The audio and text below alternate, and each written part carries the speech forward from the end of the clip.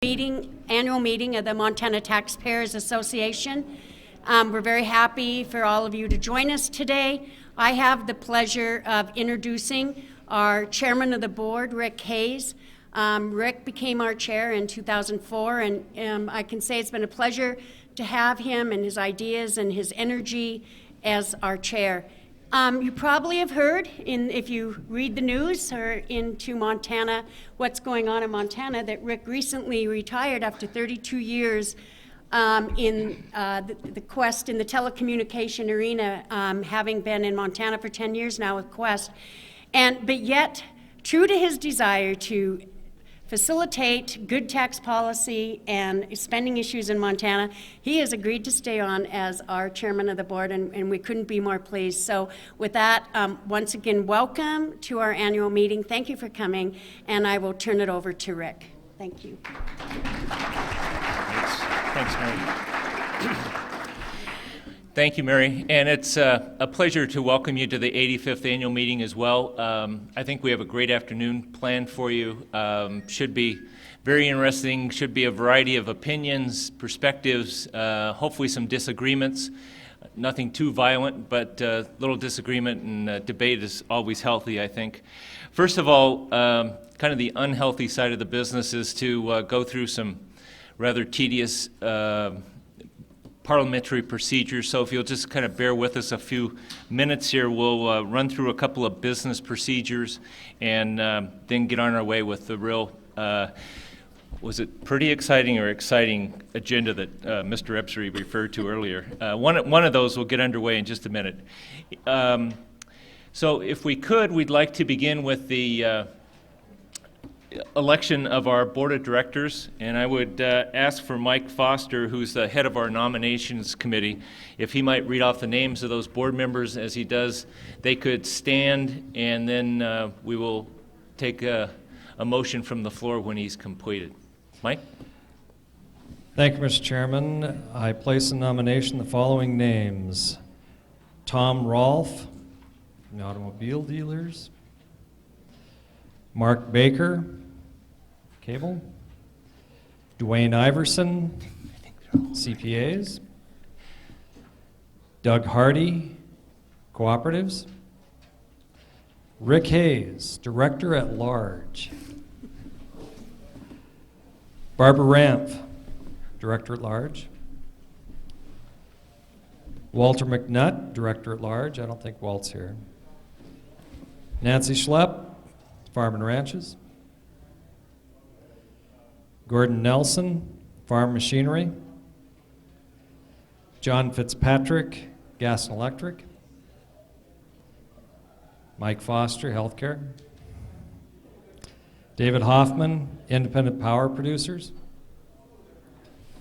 Louise Galt, Legal Profession; Susan Needler, Manufacturing; Russ Ritter, Natural Resource and Energy Development; Alec Vincent, Railroads; George Willett, Recreation Industry; Bill Simpkins, Retail; Chase Hibbard, Sheep and Wool; Dave Seaburn, Technology; Tom Ebsary, Utilities; and Henry Rickliffs, Wood Products. Mr. Chairman, I move adoption of this report. Do you have a second? Second. Thanks. All those in favor signify by saying aye. Aye. Opposed, same sign. Thanks. The next is the slate of officers. If you would roll through those for us, Mike, I'd appreciate it. Mr. Chairman, I place a nomination following names for officers: President Mary Whittinghill, Executive Secretary and Treasurer Pam Hyatt, Chairman Rick Hayes, Vice Chairman Tom Ebsary. I so move. Second. All those in favor? Aye. Opposed, same sign. Thanks. Mike, how about the foundation directors, please? Mr. Chairman, I place a nomination for the foundation directors: Mike Foster, Louise Galt, Walt McNutt, Rick Hayes, Henry Rickliffs, and Susan Needler. Mr. Chairman, I move adoption of this report. Second? Thanks. All those in favor? Opposed, same sign. Thanks. One more round, Mike, the officers of the Tax Foundation. Mr. Chairman, these are the officers for the foundation. President Rick Hayes, Executive Vice President Mary Whittinghill, Executive Secretary and Treasurer Pam Hyatt. I so move. Thank you. A second? All those in favor? Opposed, same sign. Thanks. Thanks, Mike. Appreciate you taking care of those business items for us. I would also like to take a brief moment and thank the people who really have made this meeting possible for us today. And on the left side of your blue packet, you'll see this beautiful green sheet of people who have stepped forward to sponsor today's meeting. It's important to keep these people in mind. You see the representatives around in the hallways and in this meeting this afternoon or over the next coming days and weeks. It'd be nice to give them a thanks. It really enables us to provide what I believe is a quality program at a very affordable and reasonable price, which is one of the balances we always strive to keep with this meeting so that it is open and available to the widest array of possible folks interested in tax issues, and yet are able to get the speakers we need and the program together to attract everybody who's interested in tax policy. So thanks to those sponsors. Really appreciate that help again this year. I would also like to take this opportunity to thank our members who've contributed additional funding. Several of you have stepped forward to help us with research and special projects over the last 12 months. With your help, we were able to successfully defend the confidentiality of corporate tax records. John Alke in particular, our attorney in that case, who I don't see here, unfortunately. I know he's coming this afternoon, but John was the attorney on that case, did a tremendous job, and as I'm sure most of you have learned long before today, we were successful in large part thanks to John's efforts. So appreciate the additional support. Again, would not have made that effort possible had we not had the one-time assessments that people were willing to step up and support us with. Would also like to thank Stephen Maley over behind the camera as usual with the headset on, with the Helena Civic Television behind the scenes, but really providing a huge benefit for the Taxpayers Association and for taxpayers across the state with the recording of the session at lunch as well as this afternoon, and then broadcasting them not only in Helena but also in Missoula and Billings in the weeks and days ahead. It really helps us with one of our goals of the organization, which is education around taxes and tax policy and government expenditures, so that there's broader understanding and knowledge of exactly what is involved with those issues, since they're obviously very complex and detailed issues. But thanks to Stephen and HCTV, the coverage really does get disseminated far and wide and is a great asset to Montax. For those of you in Helena keeping score, I'll give you a couple of times you can pencil in to catch the entire Taxpayers Association annual meeting tomorrow at 1 o'clock. That's Wednesday at 1 p.m. Saturday, this coming Saturday at 9 a.m. And then on Monday at 6 o'clock in the evening, the 11th of December. So not sure about the Missoula and Billings folks, but I'm sure you can check and find out there about the local time that they would be running there. Would also call attention to a flyer that Stephen provided us in the blue packet. Talks about something else that's very important to all of us involved in the legislative process, and that is some fundraising that he's in the midst of, trying to help provide a more statewide distribution of legislative hearings and procedures during the coming session. So if you would take a look at that and give him some consideration and help on that effort that he has underway, it would be greatly appreciated by all of us, I think. A couple more thank yous, and then we'll get on to our program. One is for Mike Allen of the Legislative Fiscal Division. He provides great resource with the technical support that he provides for this meeting and throughout the year, and we really appreciate Mike's help on those efforts. Also, she is in the back of the room.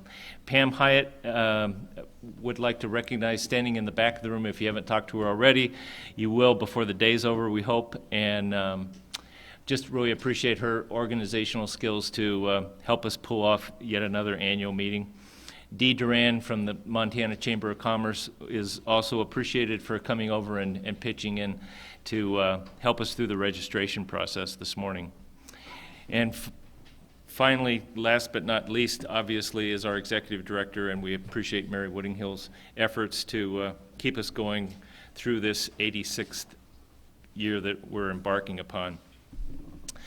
One other item for each of you before we get into our speaker is to think about questions for our legislative panel that will be wrapping up the session this afternoon around 4 o'clock. We have various members of legislative leadership on both sides of the aisle and in both houses that will be here for our traditional kind of panel discussion of the session that we're embarking upon. And happy to have questions from the audience. Either you can put them on a note card, get them to Pam or Mary, or just make a note of them and you can raise them from the floor. So whichever's easiest for you, but just might want to start thinking about those as we go through the afternoon session. So enough of the housekeeping and business items. Let's get on with the program.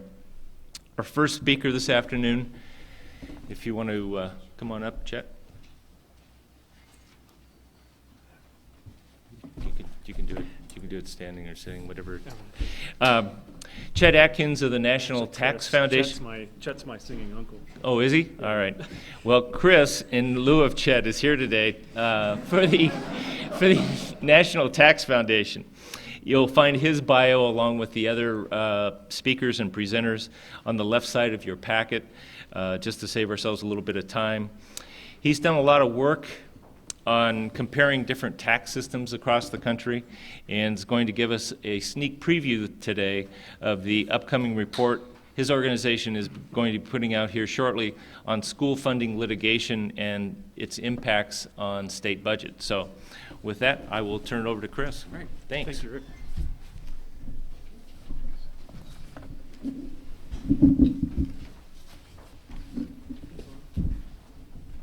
I'll just move this one up here. Can you hear me? Can you hear me? Okay. Well, thank you, Rick, and big thanks to you and to Mary and Pam for inviting me to come speak to you today. We do quite a bit of work with a lot of the state groups, and we're increasing that work. So it's great to come out and meet a lot of you, make a first contact, and tell you about some of the work that we do on state tax policy and ways that we can help you compare your tax system to other states. At the Tax Foundation, we're one of the oldest nonpartisan tax research organizations in the United States, but we're not as old as the Montana Taxpayers Association, who predates us by some 17 years, 16 or 17 years, I believe. So it's a rare thing that I can go speak to an organization that's older than the one that I work for. And I commend you on the work that you're doing, particularly in the area of business tax policy, which I think is a crucial public policy issue facing lawmakers today. And so my message to you today is that as lawmakers enter the 2007 legislative session here in Montana, they will not be legislating in a vacuum. And this particularly applies to our area of expertise, which is tax policy.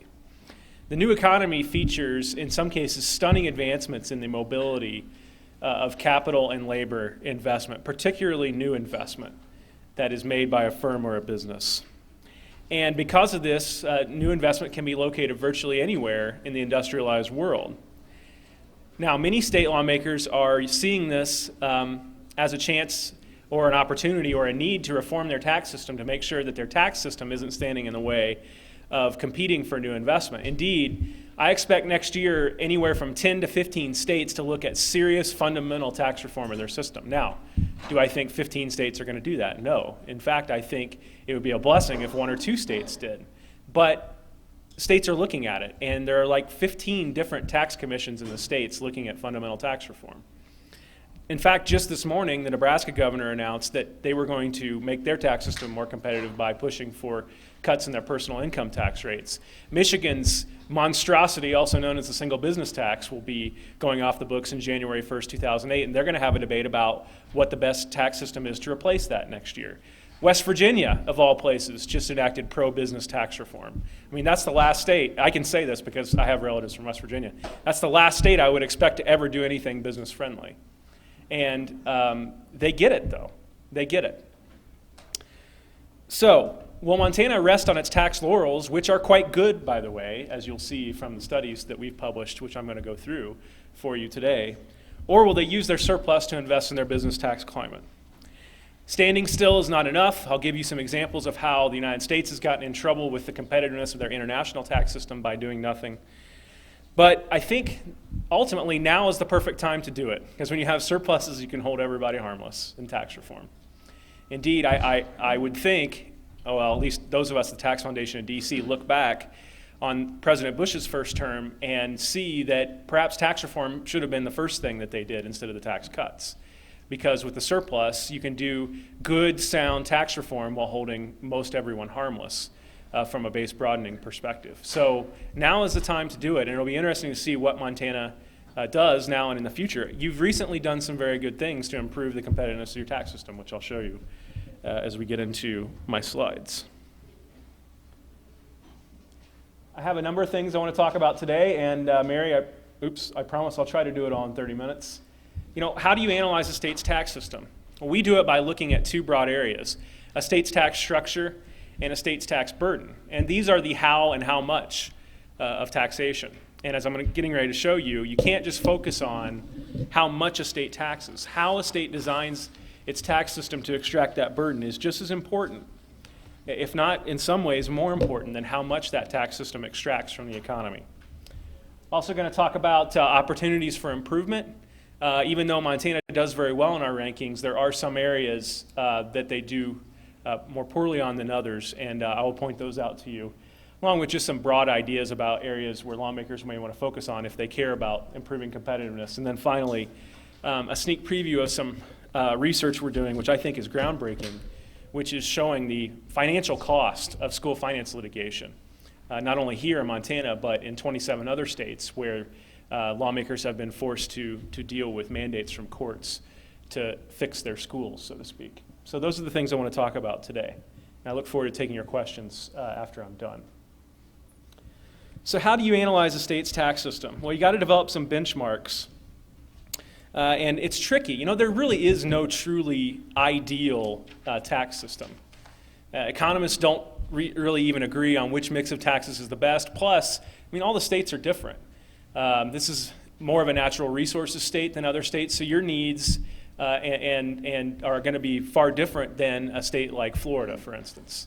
And so we can't come in here and say, oh, you've got to have this ideal tax system. So why am I here then? Well, you know, there are sound tax policy principles, which many economists agree on, and I'm sure you've heard them before. And again, in this new economy, you have to look at what other states are doing.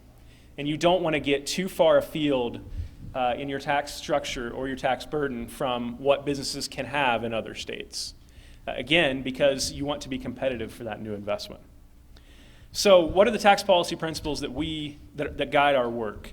Well, we have 4 or 5. I just put 4 up here today. The first and perhaps most important, or certainly probably the most overlooked or the most violated, is neutrality. And what does this mean? Well, it just means basically that you treat all taxpayers or all people the same with your tax system. You don't micromanage your economy. You don't centrally plan your economy through your tax system, which is a debate that I thought was won in the 20th century. And also, no social planning through the tax system. If you want to redistribute income, if you want to help certain groups of people, it's best to do it on the spending side of the ledger and not the tax side. Next, simplicity. Your system should not be unduly complex. Well, why is this? Well, because you don't want businesses spending money on accountants and lawyers instead of productive investments for their time and money. You don't want the system to be so complicated that It is a barrier to real growth in your economy. The third one, transparency. What's this mean? Well, it just means that taxpayers understand that the taxes that they're paying, and that you're aligning what's called the legal incidence of taxation with the economic incidence of taxation. What's that mean? Well, legal incidence is who we assign the tax burden to in the tax law. For instance, corporation license tax here in Montana, the legal incidence is assigned to corporations. Well, you know the corporations aren't bearing the burden of that tax. It's borne by some combination of shareholders, consumers, or workers. And therefore, any tax really on business creates transparency problems because the people who are actually bearing the burden of the tax don't understand that they're paying that tax. And it can lead to an over-provision of government services beyond what the people would be willing to pay for if they understood that they were paying for it. Finally, you want your tax system to be pro-growth. And this just means that the system takes only that which is necessary, that there's not a lot of fat in your general fund or in your general revenues, and that you're just doing what you need to do to provide essential services. And this is probably the most contentious because there's not widespread agreement really that of what government should be doing and the types of activities that it should be engaged in. So beyond the principles, you look to other states. What states have higher rates? What states have lower rates? Generally, a higher rate is going to be worse for your business climate than a lower rate. Broader versus narrower tax base. How broad is your tax base? How neutral is it? Is it simple? The states that have broader tax bases, we believe, are going to be more competitive for investment than states that have narrower tax bases. And then the presence or absence of specific taxes, we think, is a major competitive advantage for a state. It's hard to be any more simple to comply with a tax that doesn't exist. So that's why states that don't have major taxes or even minor taxes tend to score better in our index than others. On the other state question, we very much take the bird's eye view. We're a Washington, D.C. outfit. We take the 50-state view. We can't take account of all the facts and circumstances in each state. And we understand that. And so we want to state that up front, just so you know, we're not pretending to be experts on Montana's tax system, but we can tell you how you compare to other states. And we can sort of generally tell you how your tax system compares to the policy principles that we espouse. So we do a two-tiered analysis. Like I said, we look at your tax burden and we look at your tax structure. Tax burden, that is how much do taxpayers in Montana pay. We have annual estimates in our Tax Freedom Day report, which estimate the state and local tax burden in each state and provide rankings. You can find that on our website. Tax structure, that is how do you extract that tax burden. This is our State Business Tax Climate Index, of which I'm a co-author. And we just released our 2007 version back in October. We've been very pleased with the reception that it's got. Of course, as with any ranking, you get complaints at both ends of the spectrum from people who think we're ranked too high or too low or whatever. But all in all, I think these are two great tools for us to use to help you get a competitive bird's eye view of your state's tax system. And oh, by the way, the Montana Economic Development Office cites your ranking in both of these reports very prominently on their page about their tax system and how friendly it is to investment.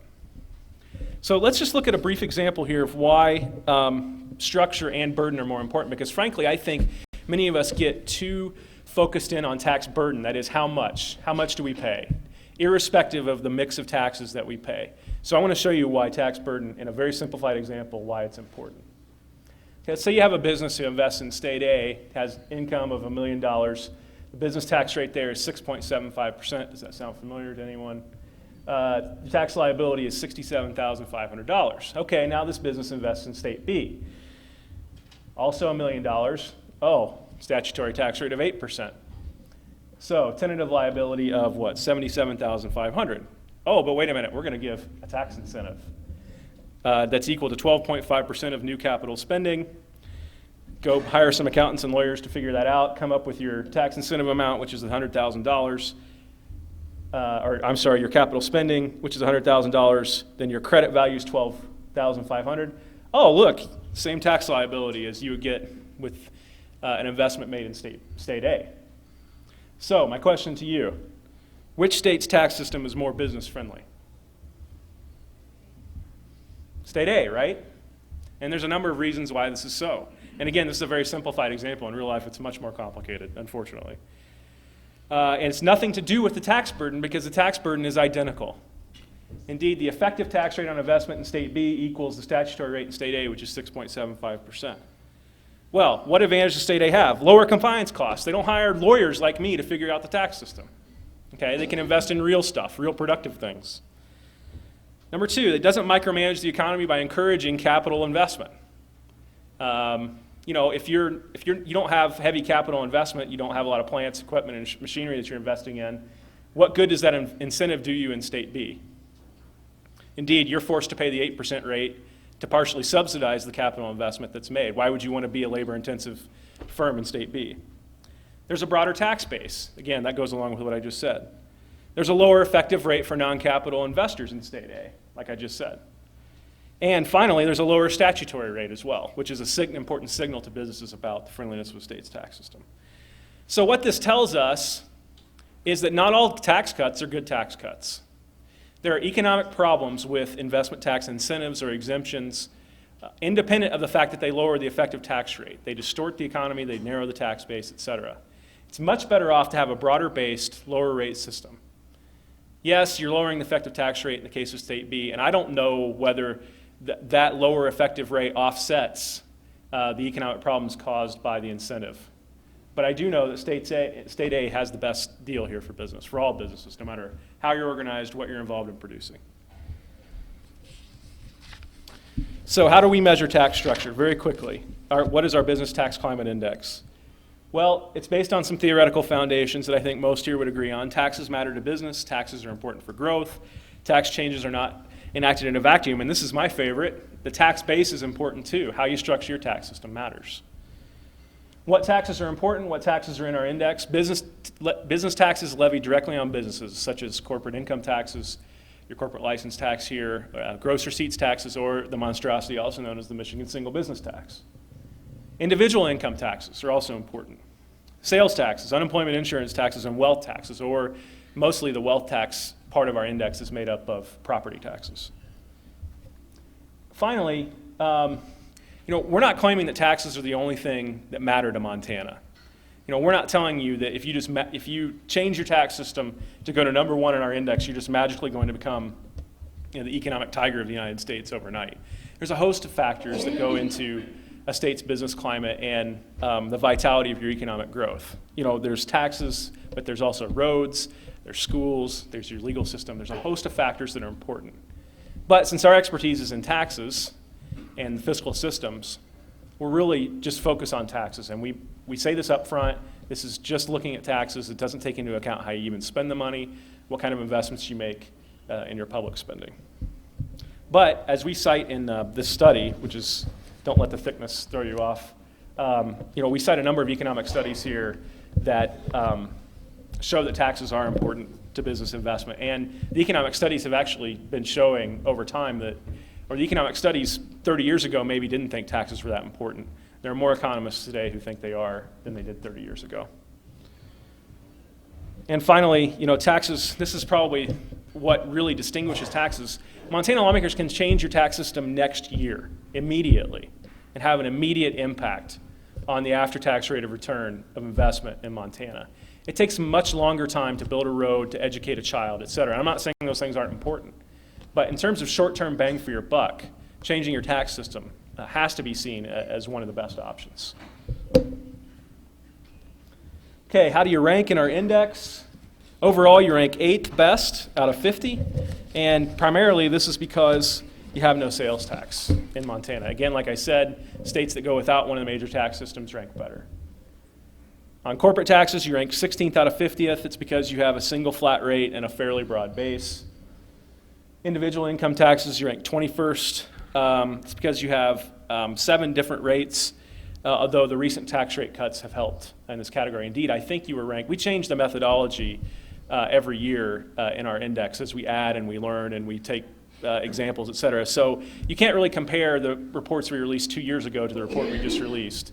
But the rate cuts actually basically doubled your score, your improvement. You were in the 16th to 20 range, even without a sales tax, and then the individual income tax rate cuts really helped out. Sales and gross receipts taxes, you're 5th out of 50. Very good here. It's because you don't have a sales tax, but you have very high excise tax rates, which is why you're 5th and not 1st. In fact, there's only 5 states without a sales tax, I believe. You're 5th on this index out of those 5 because of your high excise tax rates. Finally, property taxes, 24th out of 50. You have fairly high property tax collections and a high property tax burden, that is collections as a percentage of income. And the business equipment tax certainly doesn't help here either. Let's just look at a couple of these areas where you rank poorly. I left out sales since you do well there.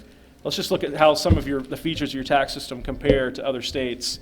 Here's top corporate income tax rates in your region.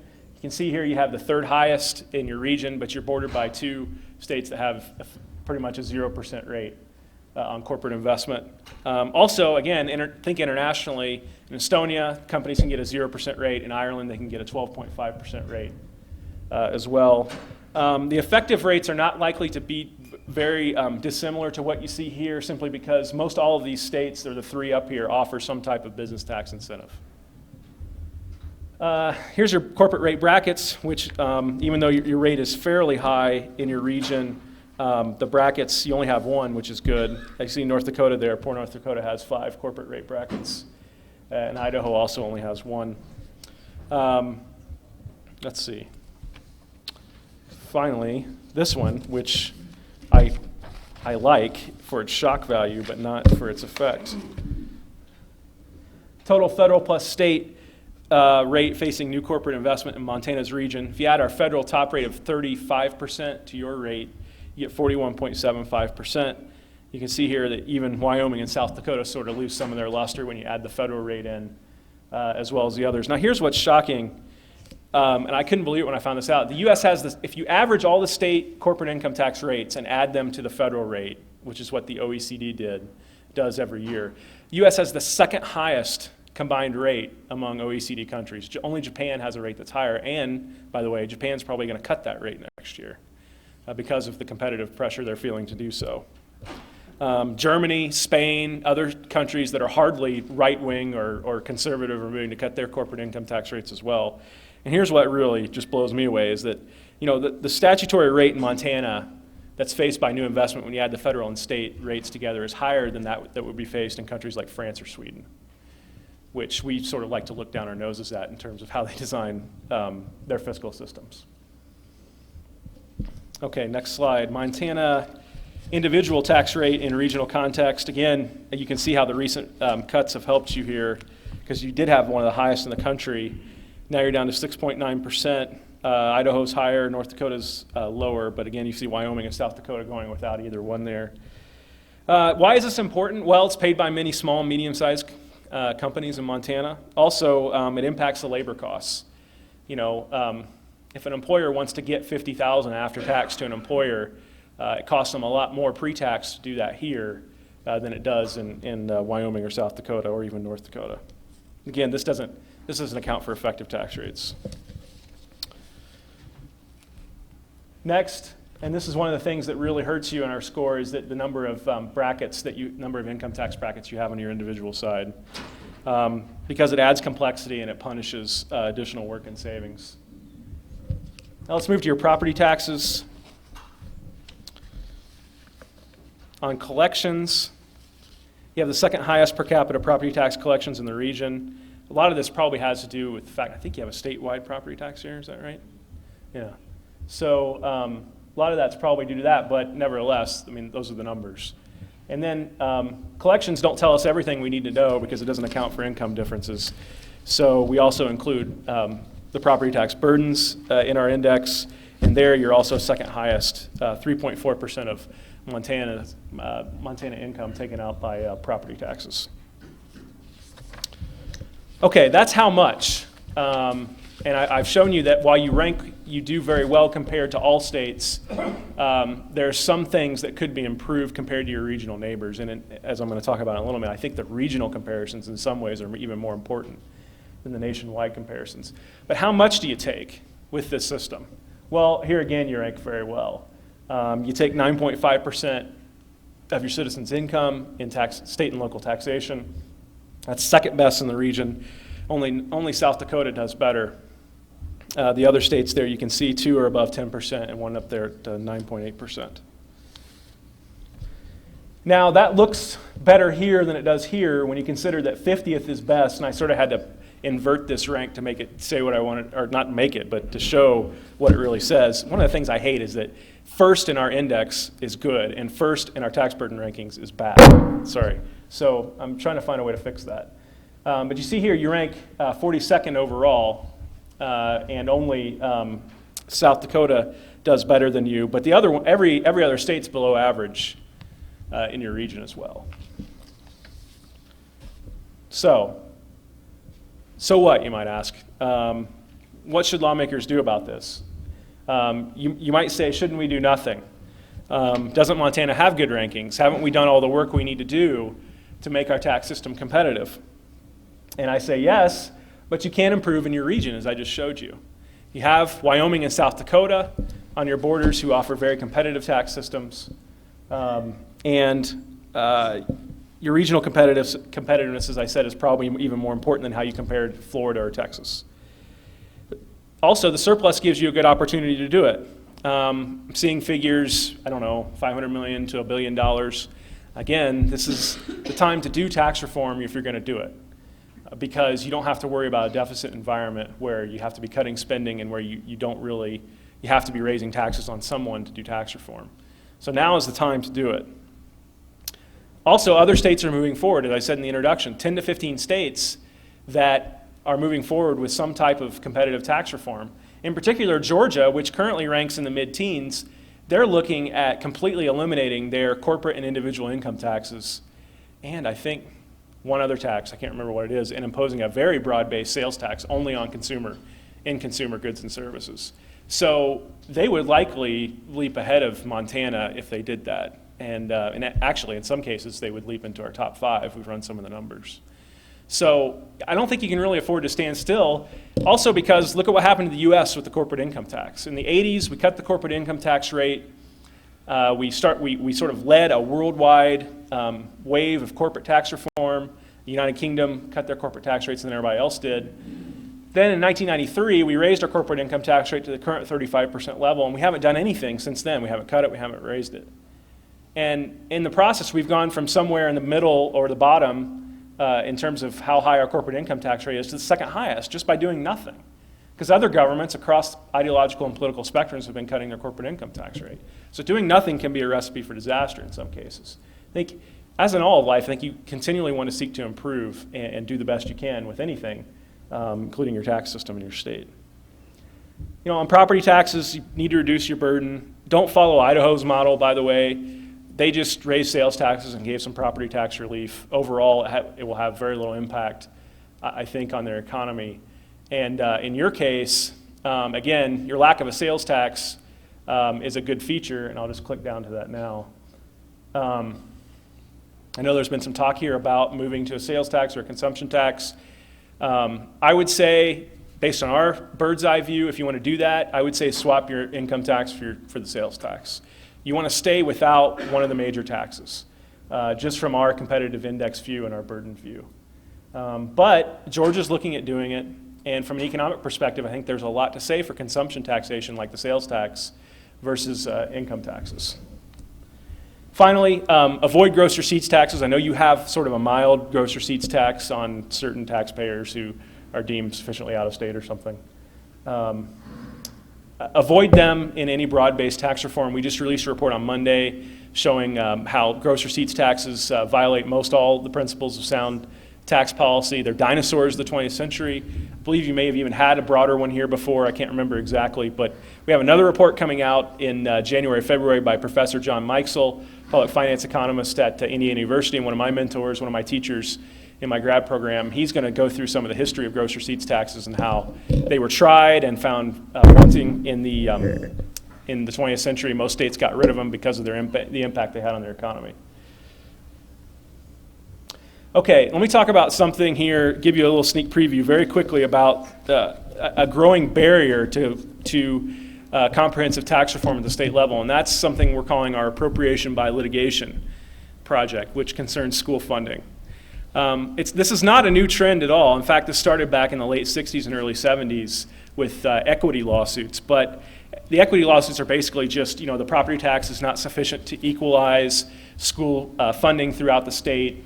Since it's the state's responsibility to provide for schools, the state has to provide equal funding. Well, the new sort of theories, which aren't really new, they're like 17 or 18 years old, are that it's not just about equity, but how much we provide for the overall system. And a lot of states are being sued and losing cases where state Supreme Courts are basically ordering the legislature to spend more money on education. Now, in Montana, best epitomized by the Columbia Falls decision. And there have been a number of these. In fact, there's only been like 4 states who haven't had these types of lawsuits. And a lot of this is frustration on the part of the public spending lobby with not being able to get the legislature to move in the way they want. So as with everything in the last 100 years, we go to court and try to settle it. And the thing is, though, nobody has really measured the fiscal impact of this yet. I mean, we've had legal analysis of these things, and we will provide that too. I think we have a couple of unique things we'd like to say on this issue. But the fiscal impact was even more huge than I thought it would be after we started to gather all the data. And I just have the source of litigation here for you. I'm sure most of you are familiar with this. The section of the Montana Constitution that the litigation was based on. I won't read it for you. But the bottom line is that your court said, the legislature didn't define quality, did not link its funding plan to any definition of quality, therefore you got to spend more money. So I'm not sure how those two things link up necessarily, but that's what the court did. And our new project, because we think this is having a pretty severe impact and a hidden impact on state fiscal budgets and the ability to do tax reform, that we decided to do a new project to measure this. And I'm happy you're the first group to ever that I've ever talked about any of our findings to. And let's get on to it here. Oh, what happened there? Okay, here's what we found for Montana. That in compliance with your Columbia Falls decision, you provided an additional $70 million in recurring funding in 2005 and a $34 million one-time injection for a total of about $105 million rounded up in 2005 dollars. And what was this impact on your total spending? Well, if you want to couch it in terms of per pupil spending, 8.6% of your per pupil spending is to comply with this decision. So the courts have essentially added 8.6% of your per pupil spending on top of what you're already doing. And that's, by the way, I think that $100 million that you provided was sort of a minimum. I don't think that was anywhere near what the adequacy study found was necessary, and it's certainly nowhere near what the schools think is necessary. So, and I know there's a proposal to spend a lot more on schools next year. So the courts are going to continue to be involved and monitor this. So this is just this $100 million is just the beginning for you. But think about that: 8.6% of every per pupil dollar is in compliance with the court decision. I think that's a lot of money to comply with what a court's telling the legislature to do. This ranks 13th highest of the 27 states with measurable fiscal impact.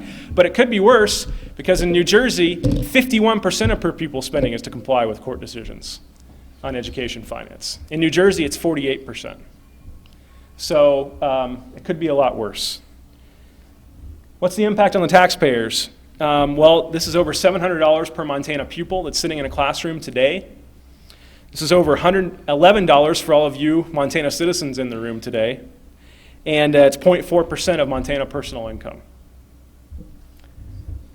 Well, what's the impact on the taxpayers? Or what's the impact on tax reform? Well, the total recurring litigation spending, which is $70 million, is about 4.6% of 2005 general fund revenues. I mean, that's not a bad general revenue increase for any given year, let alone complying with a court order to spend more on education. Just to put it in perspective, all business equipment revenues in 2003 were $59 million. I don't know what that is today because I couldn't find an updated number. But you could for what the court's telling you to spend on education, you completely eliminate your business equipment tax. I don't know how much you could reduce your individual income tax rates. I think quite a bit. And what pressure is this putting on other spending areas? These are questions that we're going to continue to answer in our research project. And sort of the ultimate question here, well, there's two ultimate questions. Number one is how much we spend the right way to look at how we educate our children. Because it seems to be the sole focus in the education debate is how much we spend, not how we're doing it. It's almost like the tax burden versus tax structure debate again. Nobody cares about how we tax, we just care about how much we're taking. Well, in education, nobody cares about how we're doing it, seems to me, from a bird's eye view. It's all about how much we spend. And then second, is the Montana Constitution or our state constitutions clear enough to warrant this type of fiscal impact on the taxpayer and on the budget? That's up for you to decide. I think in some cases, it's not. I mean, some states have one sentence basically saying the legislature shall provide a free system of common schools. And courts have divined billions of dollars of additional mandates on legislatures from that one sentence. I think it's a debate we need to have. I think it's something we need to be thinking about. Is this any way to make tax policy? Is this any way to make budget policy? Well, to conclude, again, Montana's tax system is good. There's room for improvement in your region, and I don't think you can afford to stand still and do nothing. I think you need to constantly be innovating in your tax system. How do we pay for our necessary public services in a way that's economically efficient, that takes the least amount of taxes as possible, and that doesn't make our tax system a hindrance to new business investment, which we need to provide jobs for the kids we're educating, the roads we're building, and for ourselves, frankly. What can lawmakers do? We're really urging lawmakers to, hey, don't spend all the surplus, invest some of it in improving your business tax climate. And we want them to focus on the business tax climate, by the way. And all taxes impact business, we think, to some extent or another. But we don't think business should be a dirty word in America, certainly, and certainly not in tax policy. Because we know, economists know, businesses don't pay taxes. People ultimately end up bearing the burden of business taxation. By the way, some research released about 6 weeks ago by Kevin Hass at the American Enterprise Institute said that it looks like workers are bearing a much higher burden of the corporate tax than we once thought. And so it has an impact on wages of people who live in Montana, is how much you tax business. And then finally, what impediments do we face? Let's face up to this education finance debate and the impact it's having on real people. I know the other side will say the same thing, that you're not spending enough on public schools, and that's a debate we need to have, but where should we have it? That's the question. Here's my contact information. I'd love to hear from any of you on any suggestions for our policy, any ideas you might have, any feedback, and any support that certainly that you could give us. I thank you for your time, and look forward to your questions.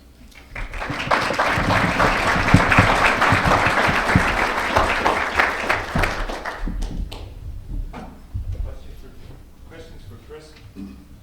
Sorry. Chris, I enjoyed your presentation. I have a question about gross receipts taxes, or business and occupation taxes, I think Washington State calls them. Yeah. How many states have a B&O or a gross receipts tax on all business? On all business. Washington State, as you said, they have a business and occupation tax, which, because of the economic problems with it, because it impacts different firms differently based on how they're structured, they have rates ranging from like 0.5 to 0.1%. Michigan has their single business tax, which is not a true gross receipts tax, but they start with gross receipts. Imagine this. You start with gross receipts, and then you basically add back everything you deducted on your federal return, and that's your tax base. That's why it's a very hated tax. Ohio has their new commercial activities tax, which is a very broad-based gross receipts tax, which is, when it's phased in 2010, it'll be 0.26% on all gross receipts sourced to Ohio. Texas has the new margins tax, which is probably the best of the bunch, frankly, because you start with gross receipts and then they allow you to deduct, I don't know, some general percentage of your cost. I think it may be 30%, or cost of goods sold. So it's more closer to a net income base than Ohio or Washington. Let's see. Kentucky has an alternative gross receipts assessment where you calculate, how's this for simplicity? Calculate the net income tax using all those deductions, calculate your gross receipts tax, and then pay the higher. New Jersey had that, but they eliminated it for all but out-of-state companies, which is patently unconstitutional. And Montana also has that, it's 1/2 or 1% assessment on companies who are mostly out of state. I don't understand it exactly. It hasn't come up on our gross receipts radar, frankly. But a number of states are looking at it. In fact, Michigan might eliminate their single business tax and impose some form of gross receipts tax in place of it, which we think is not maybe 2 steps forward and 1 step back. Is that helpful? Yeah. Okay. Check out our paper, by the way, that we just released on Monday on our website, where we have a chart showing all of them and their features. Yes, sir. You didn't mention anything about natural resource extraction taxes, Yeah. which is important to our state. Yeah. In the natural resource business, and how we compare to Wyoming, North Dakota, energy, Yeah. coal. It's a vexing problem for us. It's actually a vexing problem for 50 state tax analysis in general. For instance, if you look at Wyoming's tax collections, just tax collections, they're number 1. But we all know that Wyoming citizens don't have the highest tax burden in the country. Those taxes are being borne by consumers in other states, essentially. So they're exported. Yeah, exactly. Which, by the way, I don't necessarily think is a good thing. I know that's going to be contrary to a lot of folks in the room, and I'd love to get into that with some of you later. But the problem is, resources don't move. So companies have to go to where the resources are. So I think states have opportunity to gouge a little bit on natural resource taxes, because there's only so many places you can go to extract natural resources. So that's why we haven't put them into our index yet, because we haven't found a good way of getting around that. But even having said that, I mean, if you're a company, you want to make it, and you want to open a new coal mine, and you've got a couple of different locations you could choose from, taxes are going to play a role where you choose, right? So the problem is that we haven't figured out a way to incorporate that in a 50-state view, where those are so unique, such unique features of each state that aren't shared anywhere else, other than in other natural resource states. Maybe we need to do like a natural resource tax index and just compare yeah, it's a good idea. Yeah. Maybe we'll look into doing that. Final question? You mentioned in your talk that eliminating income tax might be a way to go if we were to entertain the idea of sales tax. What's your opinion of eliminating statewide property taxes and go to a flat income tax rate? Well, I mean, a flat income tax rate would be great even if you didn't eliminate any other tax, I think. But, I mean, not many states have statewide property taxes, in my estimation. I think there's a handful, maybe. I'm not sure their economic impact is much different from local property taxes, which pretty much all states have. The business equipment tax, I think, should be a concern. I think it's your Class 8 property tax. Simply because other states like Ohio and Michigan are moving in the direction of eliminating their taxes on business equipment. It's sort of like the new inventory tax. Remember 10, 20 years ago, everybody was getting rid of their inventory taxes. Well, now the business equipment tax, or the property tax on business equipment, is sort of the new inventory tax. And so I think that would be a worthwhile development in terms of competitiveness. Thanks, Chris. Thank We you. appreciate your time, and on behalf of the taxpayers, Oh, wow, thank you very much. That's Thank very you. kind. Thank you, Rick.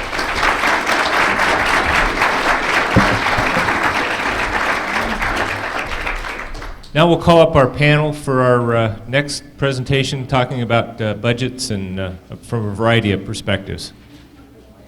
I'll turn it over to John Fitzpatrick.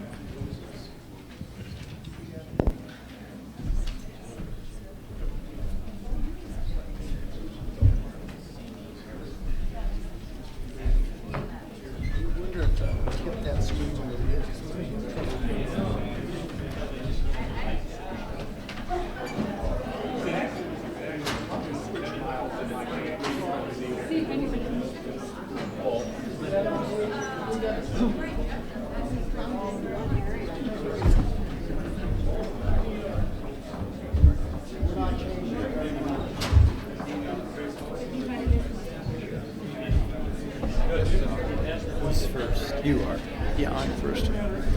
Then we're going to put you close to the end. We're going to put Wendy and then Paul and then Mike.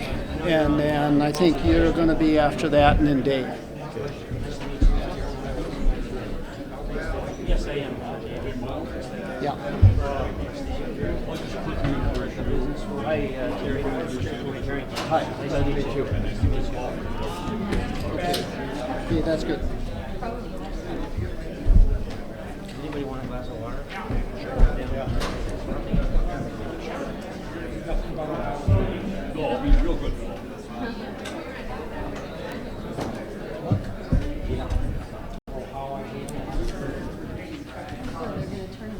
Ladies and gentlemen, again, on behalf of the Board of Directors of the Taxpayers Association, I want to welcome you and thank you for your participation in today's meeting.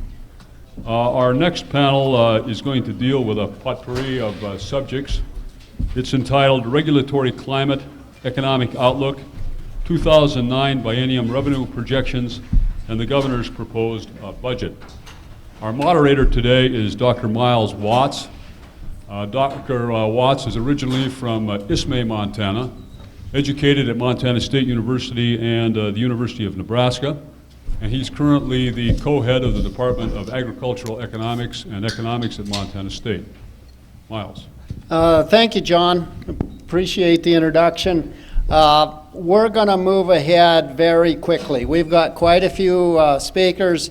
I have reminded the speakers, that they're not in a regular classroom situation, and each of them don't have to speak 50 minutes. So we're going to try to keep to our time schedule here, and I'm going to be prodding them and reminding them to do that. I'm going to make about 2 or 3 minutes of very brief comments, and then we'll move ahead with our schedule. All I want to do, and some of you have probably heard me before talk about some of this demographic information that's facing Montana, and I certainly don't need to imply that we're in a crisis situation, but we're beginning to get into the area of a concern situation. And so I'm only going to take a couple of minutes here and just give you something to think about. These are the demographics in Montana from up till 2025.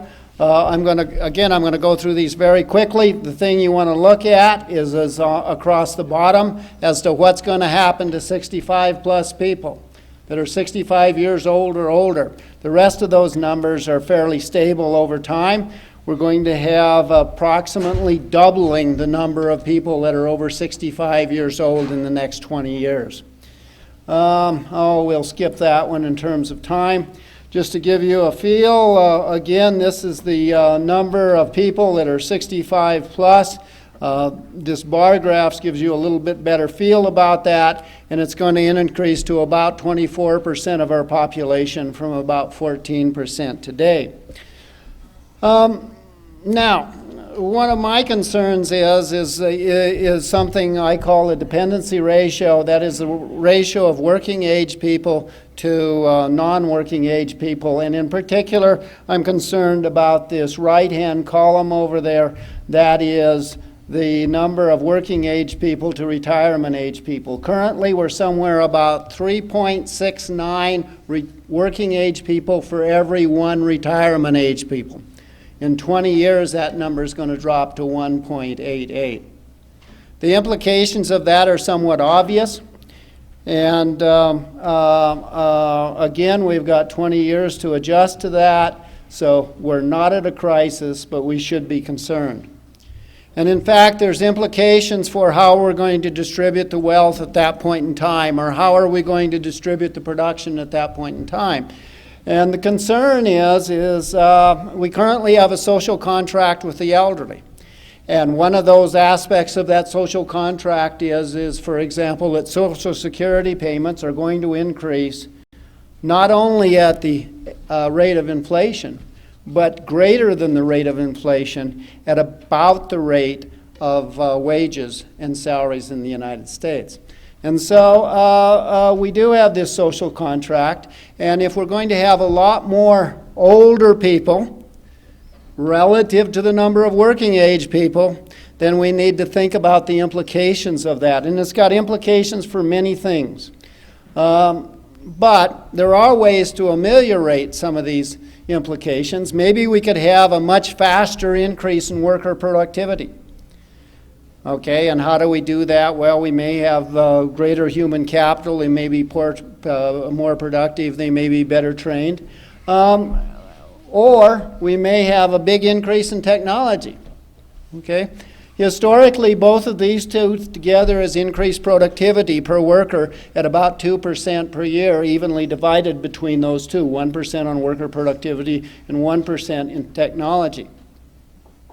If we're going to not have a change in the way that worker standards of living increase, but yet we're going to have the extra money in order to reallocate it, so that we can support more of these elderly, that worker productivity needs to increase about 60 to 70% faster than it has historically.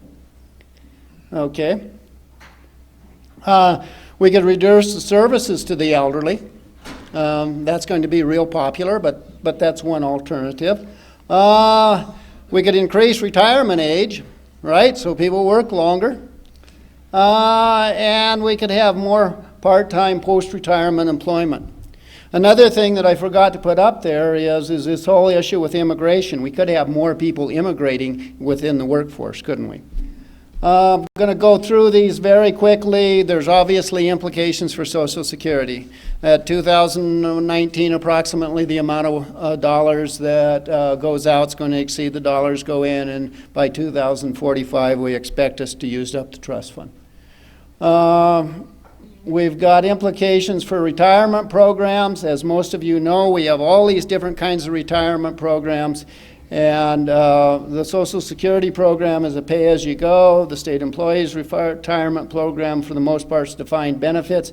There's a lot of private retirement programs that are sinking funds, but there's big implications for the types of retirement programs that you have. If you have a pay-as-you-go program, right, and we have fewer people that are working relative to the retireds, then obviously there's an implication there.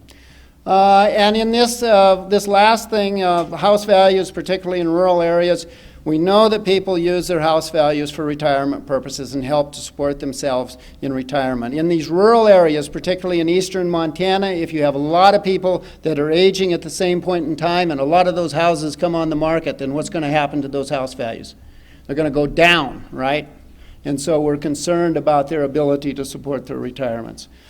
Elderly services, of course, housing's one of them, and medical care is another one. And under medical care, you always want to think about cost, quantity, and availability. And the problem is the quantity of medical care is increasing very rapidly, isn't it? And it's keeping people alive longer, and they're spending more time in rest homes, and they're receiving more medical care. So it isn't simply a matter of this age bubble that's going to go through the system. It's a matter of the medical care that those people are going to demand. Currently, we're about 4% of the gross national product in medical care. We expect that to increase to as much as 20% in 20 years. Rest home assistant living implications for you private businesses. The way people view and what they want in compensation is going to change. As people get older, they want more benefits, and they're willing to trade that off for wages, and they're going to want more retirement programs and more insurance. Obviously, we're probably going to bid up the value of labor, right?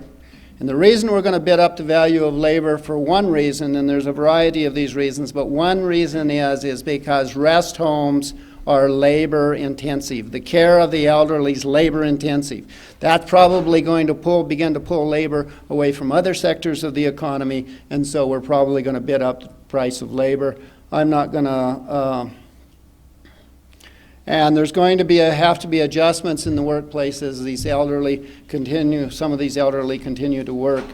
They're going to be interested in less physically demanding jobs. There's going to be retraining issues, and older workers are going to be supervised by younger workers, and anybody that's worked in this arena knows that that's a huge issue. Okay, that's all I'm going to talk about. I went through this rather quickly. Our next speaker is going to be Wendy Stock. Wendy Stock is a co-department head with me at Montana State University in Agricultural Economics and Economics, and she's going to talk about the minimum wage.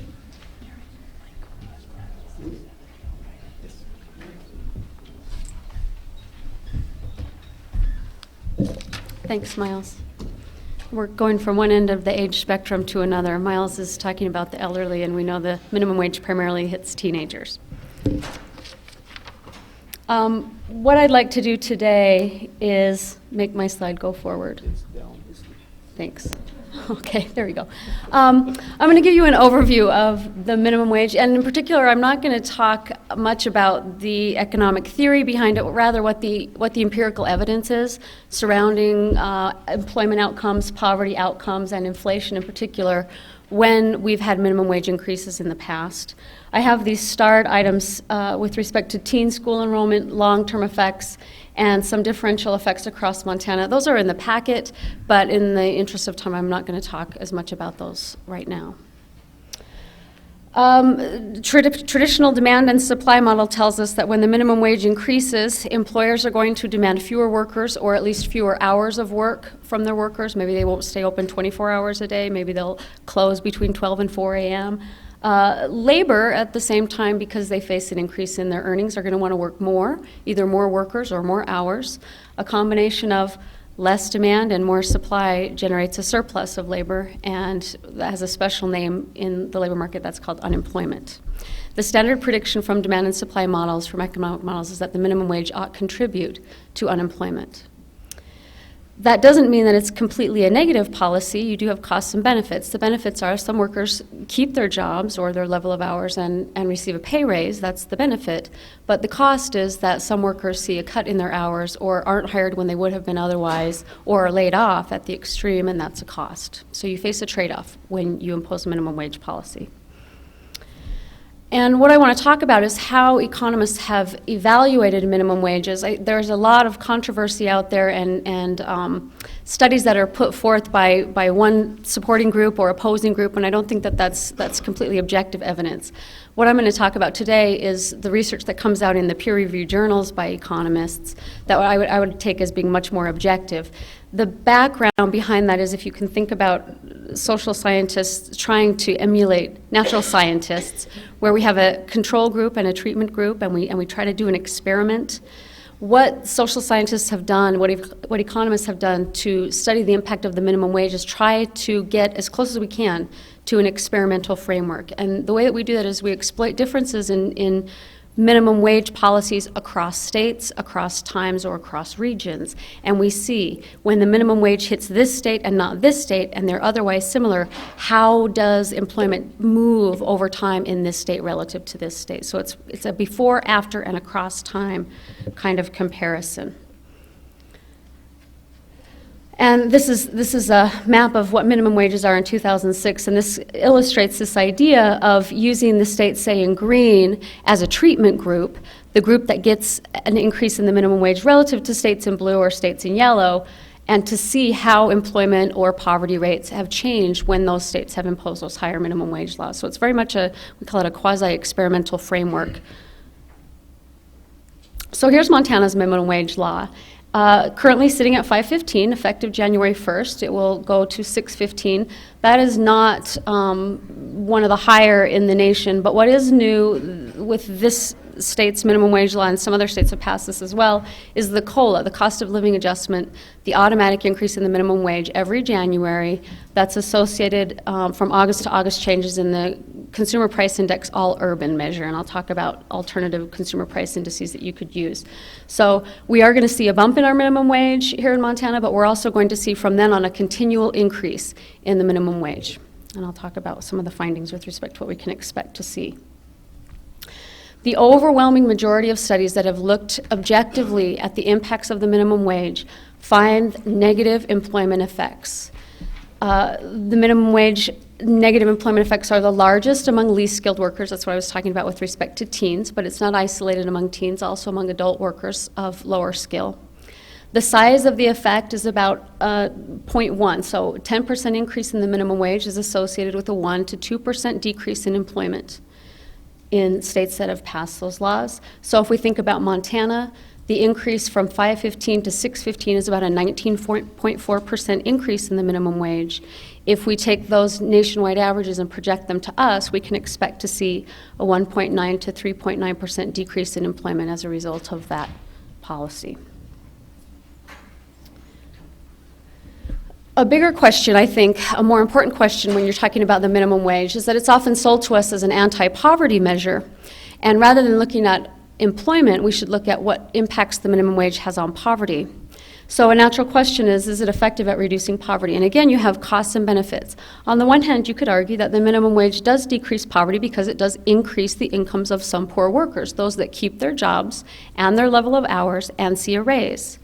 On the other hand, you have some poor workers and those that are just above the poverty line, which we label the near poor, who see decreases in their hours of work or lose jobs that they would have had otherwise. So you have these two offsetting effects, and the question is, which one's bigger? The research shows that it's actually the negative effect that outweighs the positive effect, and that the net effect of an increase in the minimum wage is to slightly increase the number of families that are poor and near poor.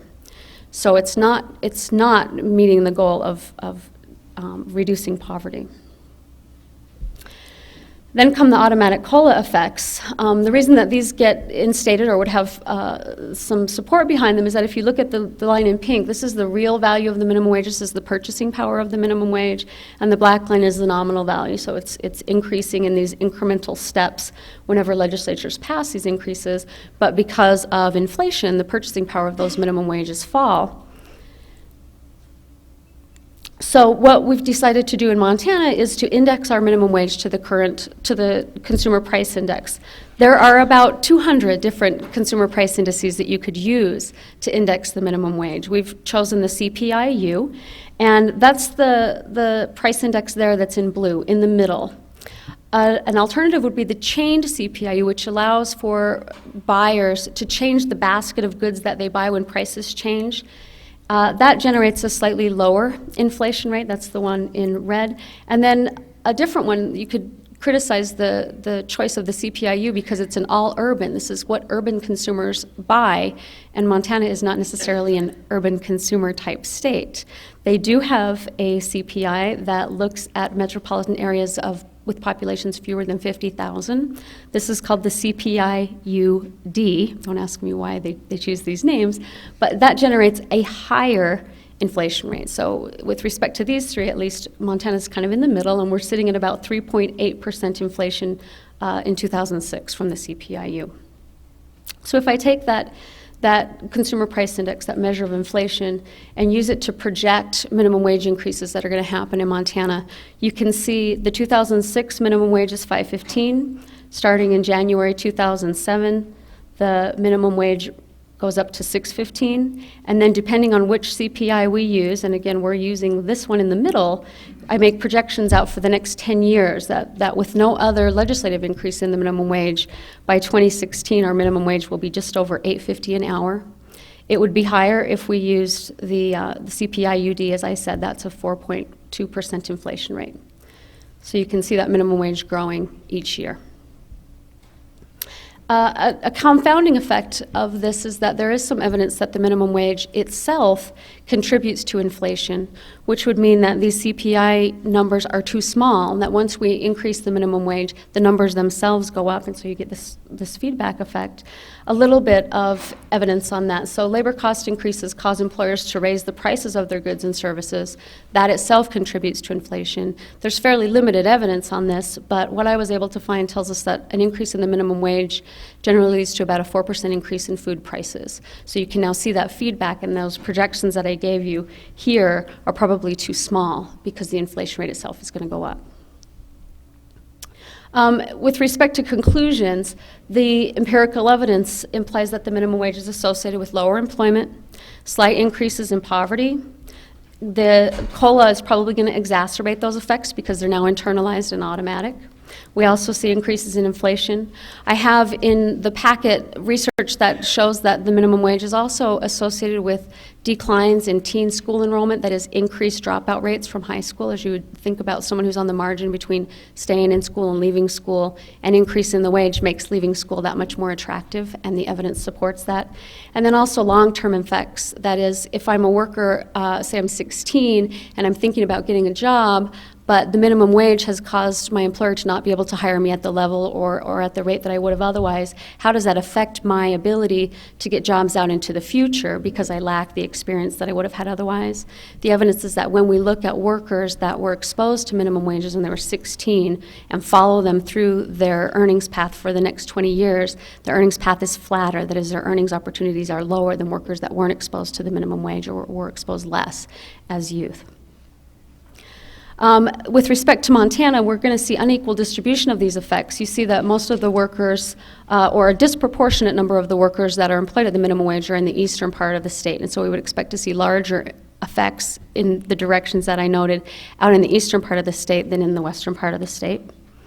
But as I note here in the italics, the research on the rural versus urban effects is relatively scant, and I'm trying to push some of my colleagues to join me in looking at that a little bit more carefully.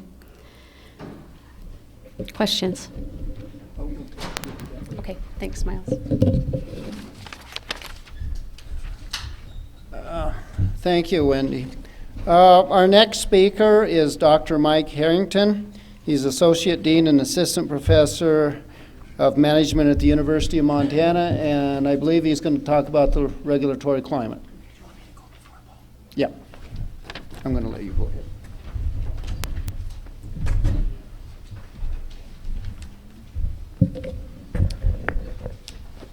Who has the clicker? Thanks.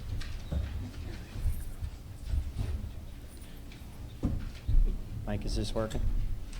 Down is forward. Down. Awesome.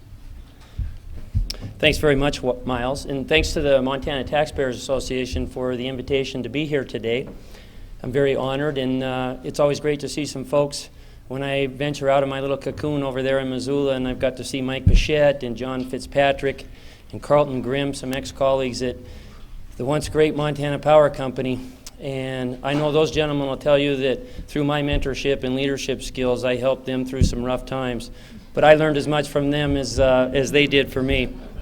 I feel really a little bit like the three-legged dog who hopped into Dodge City years ago and asked who shot my paw, because that's a joke.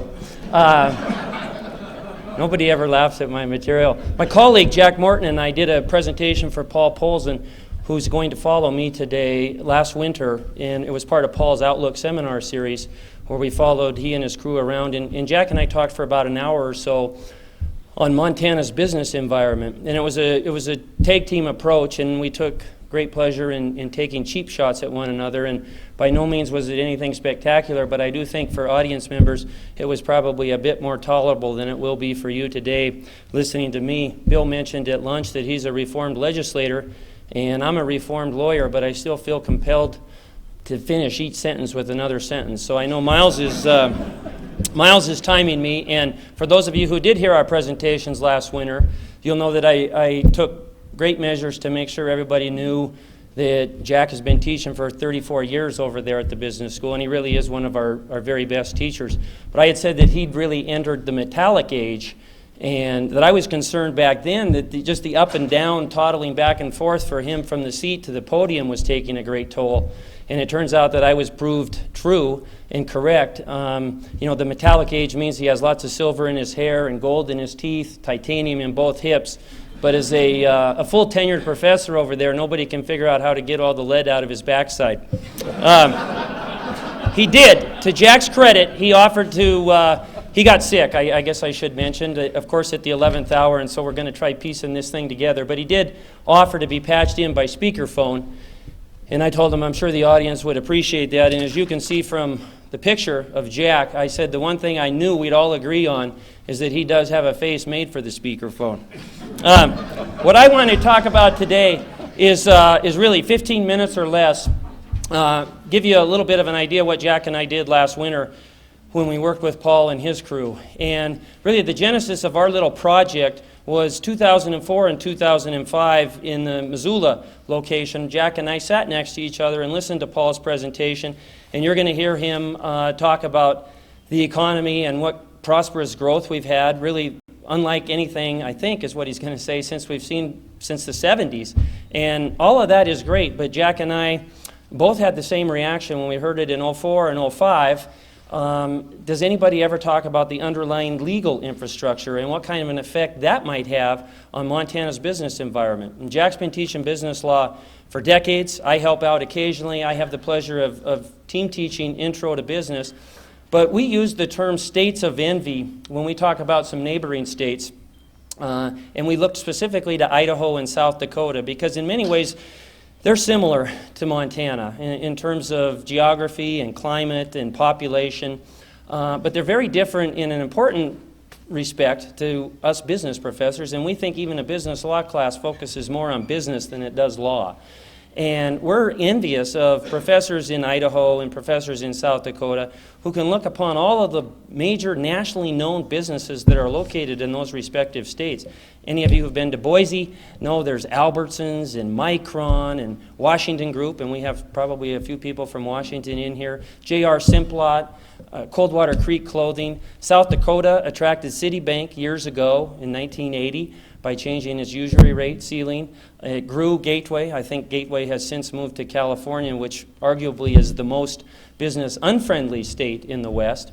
But South Dakota really grew Gateway, and it has Daktronics, which makes the big Grizz TV that you'll see Friday night as you're cheering on UM.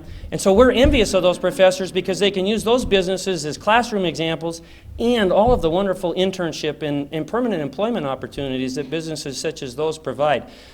So Jack and I put our heads together. Together we might make one full lawyer, I'm not sure.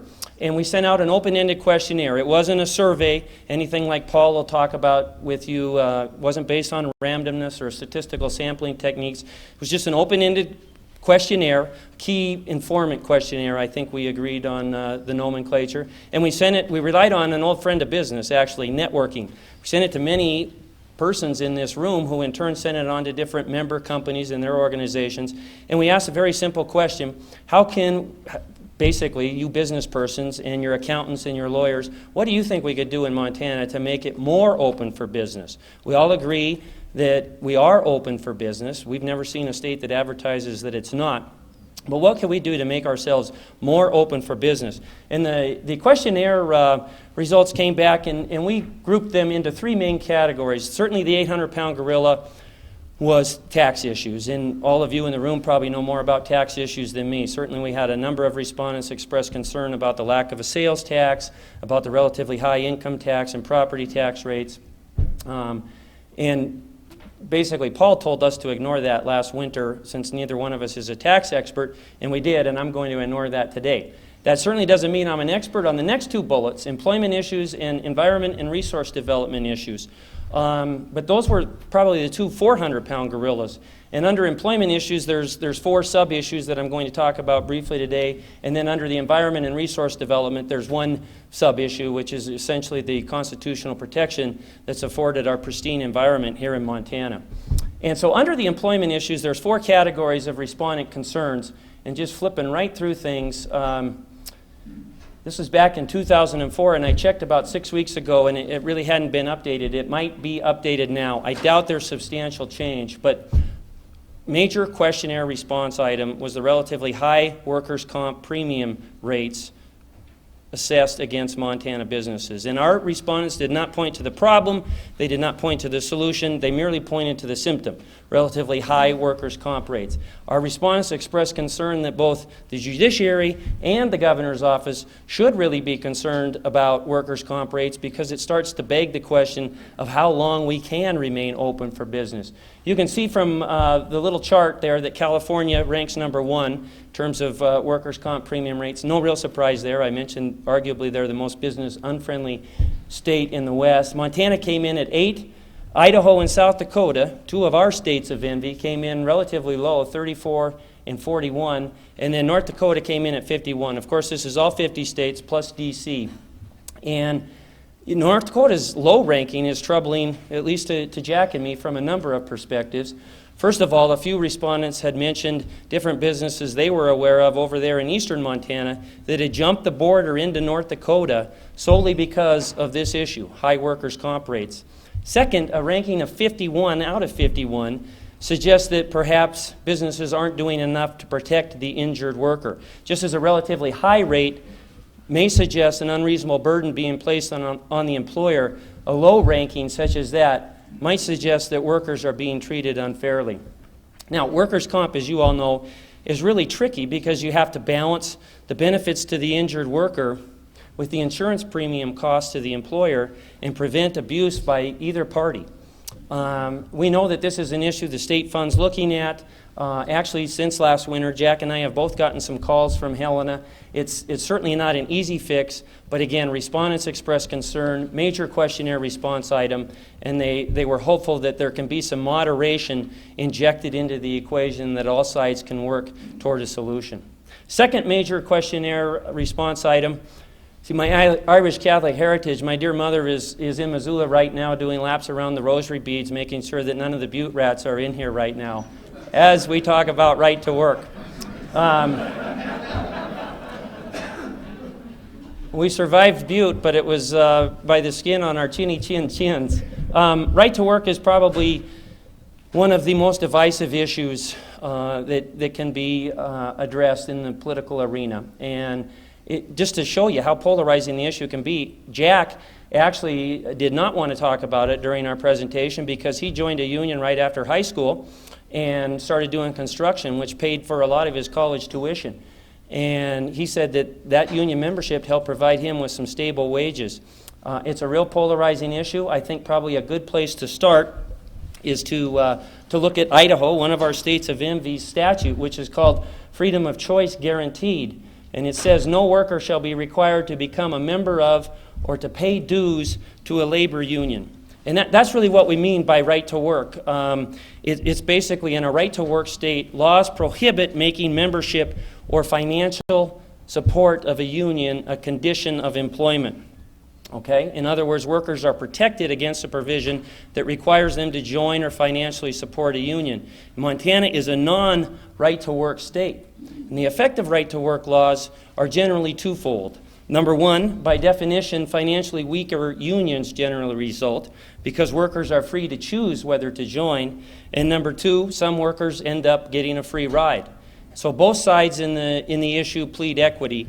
Businesses are against it generally because it tends to result in financially weaker unions and therefore less monies available to funnel against management and management's proposals. Unions tend to frown on it. Businesses are for it. I misspoke there. Unions are frown on it for the same reason, less financial power for unions. Businesses claim it's unfair for all workers to have to join a union when some of those workers may not believe in joining or financially supporting a union. And the unions claim it's unfair that some workers reap the benefit of items who aren't in the union, reap the benefit of items negotiated by the union. As you can see from the PowerPoint, and this is a key term that many of our respondents used in responding to the questionnaire, Montana seems to be out of the mainstream. And the right to work states are noted in blue there. You can see Montana, at least in a regional sense, seems to be out of the mainstream on this issue. And certainly there are arguments that much of the economic activity, I don't know how to use the pointer. Oh, there we go. Down in the Sun Belt region in recent years have been in right to work states. That doesn't mean that all of the economic activity has occurred in right to work states, and certainly the Rust Belt region, the Michigans and the Ohios and the Pennsylvanias of the world, they've been able to hold on to a considerable amount of manufacturing. But this issue, as we went around the state, was one that quite a few folks came up to afterwards and said they were aware of different manufacturing type businesses generally who were looking at relocating to Montana, but were nervous about this issue. So again, major questionnaire response item. The third employment-related issue that our respondents expressed concern about were wrongful discharge lawsuits. And specifically they said, by the way, Bill Yellowtoe talked about, we got lots of industry-specific and business-specific issues, and quite a few folks came in and expressed concerns about doing business in Indian country. And we talked about that last winter. We don't have time today. In fact, I'm running out of time. But I totally echo what Bill had to say and what Webb asked about legal uncertainty doing business in Indian country. I'm routinely asked whether the UCC applies, and I have no idea, and everybody I talk to expresses frustration. But wrongful discharge lawsuits, our respondents expressed concern about this air of litigiousness and uncertainty that they think prevails in Montana. And really in Montana we have at will, and again, there's employment law experts. I bet Joe Mazurek and Dennis Lopatch know a lot more about this area of the law than me. But they're basically a default probationary period in Montana where it's at will for the first 6 months. And that means either the employer or the employee can quit for any reason or for no reason. No strings attached. The employee can leave the employer high and dry, and the employer can say you're gone to the employee and not have to worry about being retaliated against through a lawsuit. After the first 6 months in Montana, there's good cause required. And Essentially, and this is not primary legal authority, as you lawyers will agree, but 3 years ago there was an interesting article in Forbes magazine, and it was called The Right to Fire. And really, it might be a case of perception becoming reality. The article in Forbes mentioned that every state but one recognizes at-will employment law. And we can argue over whether Montana ever had at-will employment law and what happened through the legislature and the courts to implement this wrongful discharge from Employment Act. But the article said every state but one recognizes at-will employment law. The exception is us, where the law states that discharge must be for just cause. Okay, it's actually good cause. Employers are not always right, the article says, but they are guaranteed to do better than regulators and judges in deciding which employees will be the most productive. And our respondents mentioned that this is a decision that they, as employers, never undertake lightly. A good employee can be your business's most valuable asset, and they never take that decision lightly, and they think that they're the proper authority to decide when to terminate the employment relationship. The article also had a little map that shows, which is pretty vivid, states not recognizing at-will employment. And Jack actually talked this past winter about Mike Tillman, and he's a UM alum, former Grizz great football player from Chinook. Some of you may be from up in that country. I think he actually runs a Chevy dealership up there now in Havre, and he bills himself as America's largest Chevy dealer. I think he's 6'6", 300 and some pounds. But he had a case, real briefly, a few years ago, I think in 2003, he had a suit filed against him by a former employee who had been reprimanded on several occasions to cease and desist from making disparaging remarks about vehicles that were on the lot for sale by Mike Tillman Motors. And the employee had a prospective customer. Employee told the customer, former employee, told the customer, don't buy this car. It's a real piece of garbage, we would say in Butte, Carlton, right? Sale didn't happen. Tillman fired the employee. Employee sued. Tillman won at district court. Employee appealed to the Supreme Court, and Tillman won. But as Jack said last winter, Tillman won, but he lost. And Jack knows Tillman. I don't. We never called Mike. I have to say I admire the heck out of the guy. He has more money than me, and he has a lot more principle. I think I would have settled out. But chances are the former employee hired a contingent fee lawyer. He was out cost, which can add up, but in the grand scheme of things are fairly nominal. Tillman had to hire lawyers to defend him, and I'm sure it was a bill of in the tens of thousands of dollars. Okay, so he won, but he lost. And really, the legal uncertainty in this area is what Montana businesses, in our questionnaire, pointed to as a real element of concern for them. And finally, on employment-related issues, there's employee non-compete agreements. And this is another issue that may be getting some traction this legislative session. But really, Idaho advertises in Montana that you should move your business there to take advantage of its non-compete laws. And South Dakota has a statute that's fairly specific. An employee non-compete agreement is enforceable in the specified area for up to 2 years after employment terminates. Our statute says basically any contract which restrains one from exercising a lawful business or trade is unenforceable. The Supreme Court case law, and there was a recent case that Joe and Dennis and others know better than me, but Curl, an employee non-compete agreement may be acceptable if it passes a test for reasonableness. So we're pushing more back into the mainstream, but it's still rather confusing, and Jack and I thought that the Supreme Court is basically saying an employee non-compete agreement is enforceable unless it's unreasonable, which it is if it prohibits the employee from competing. So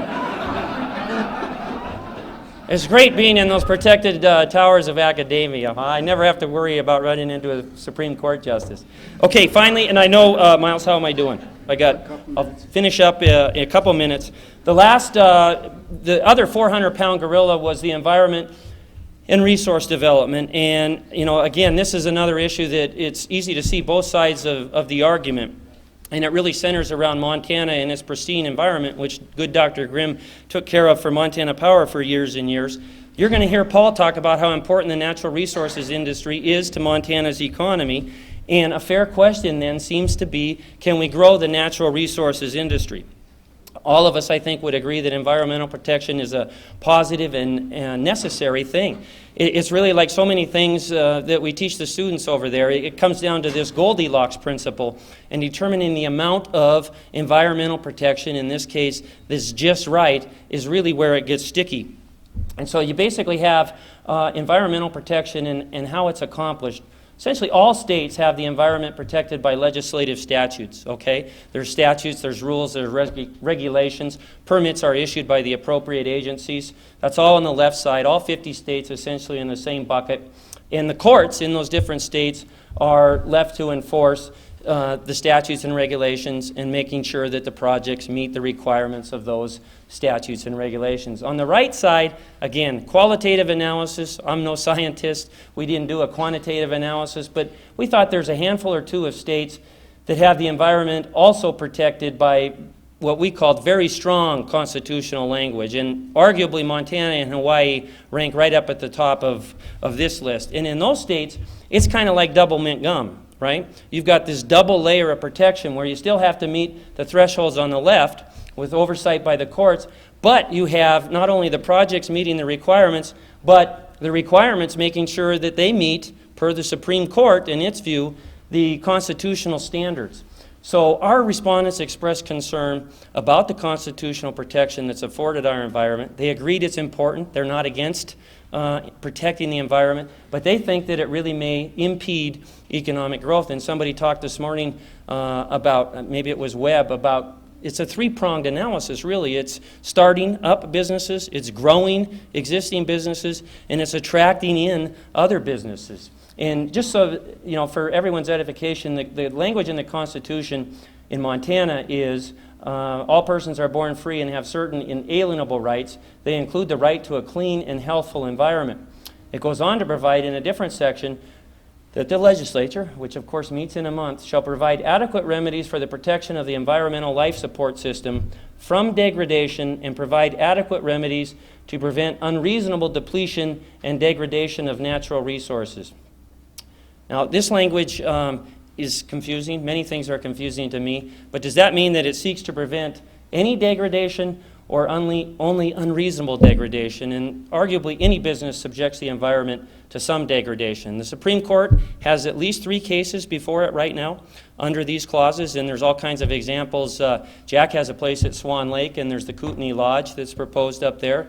It's bumping into the constitutional protection. There's a Safeway expansion proposal over on Missoula's north side that's bumping into this language. So I think it's going to be real interesting. I'm excited that the governor's so optimistic about the coal program, but I think it'll be real interesting to see how it meshes with this language in the Constitution and how the Supreme Court, if it does, alters that process and how long it will take to actually work its way through that process.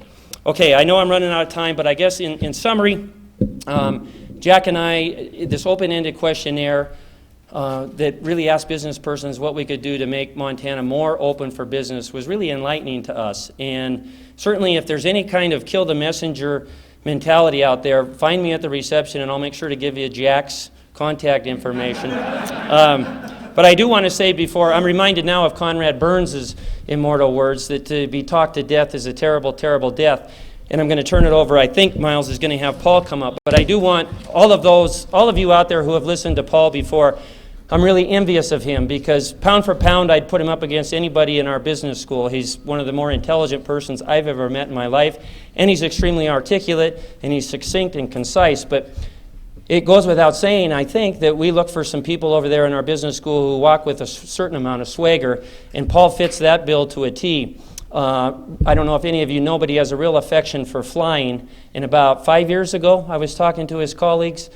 He was up on a little Sunday afternoon joyride in a 4-seater, and the pilot was running the show, of course, and there was a priest, a doctor, a little 8-year-old girl, and our friend Paul.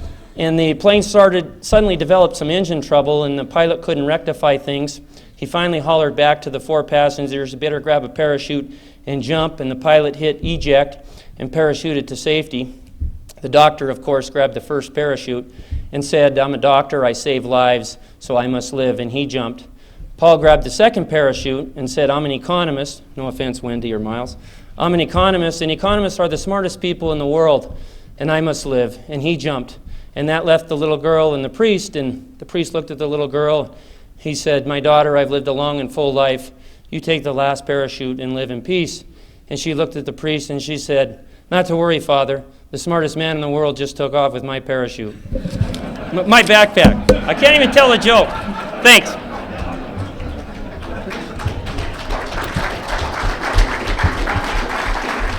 Well, thank you, Mike. We appreciate those words. Next up is Paul Polson. Paul's Director of the Bureau of Business and Economic Research at the University of Montana. Paul? You're getting an overload of information and bad jokes today. As you're driving home and you're trying to say to yourself, just what did Polson say today? Remember the title. What's going on here in Montana? Why, as Terry points out, we'll point out in just a minute, why are the trucks pulling into the Treasury? The money is falling off those trucks. Why are conditions so good? Well, the short answer is that we've got a natural resource boom. The little longer answer is that we have a resource boom. We have a boom in certain natural resource industries at the same time as we're having fairly good conditions in the other components of our the other components of our economic base. Second question, second line up there, how long is it going to last? Answer, a little while longer, because we'll be talking about just a minute. There's a fundamental difference in this natural resource boom than in the ones that we saw in the 70s and perhaps even earlier. Bottom. Let's try and give a little historic perspective. How did we get into this situation? Now, those of you, I'm sure many of you come to our Economic Outlook seminars. We've been forecasting the Montana economy now for 30 years. This was our forecast a year and a half, almost 2 years ago, February 2005. Notice that we were even two years ago fairly optimistic about Montana's economy. We were forecasting 2.5% to 3% growth out to 2008. And remember, since 1980, our average growth has been somewhere around 1.5% to 2%. So we were optimistic even before this began. In June 2005, when we did our mid-year update, we started to notice an acceleration in the Montana economy, primarily along the High Line and in the eastern part of the state, associated with the increased exploration for oil and natural gas. Last year, this was our forecast just about a year ago, we again became far more optimistic about the Montana economy, again primarily because of energy development and certain other natural resources. And then finally, this was our forecast this summer. We continue to be optimistic, we continue to be increasing our forecast, but our increases in 2006 here, this is the end of the construction boom. This is the construction boom that began several years ago, and it also has to do with a certain real estate speculation, primarily in Gallatin and Flathead County. But in the last 4 years, or our last four forecast revisions, notice that our revisions have been constantly upward.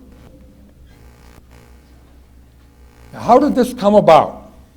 Here we have the economic conditions in the U.S. beginning in 2001.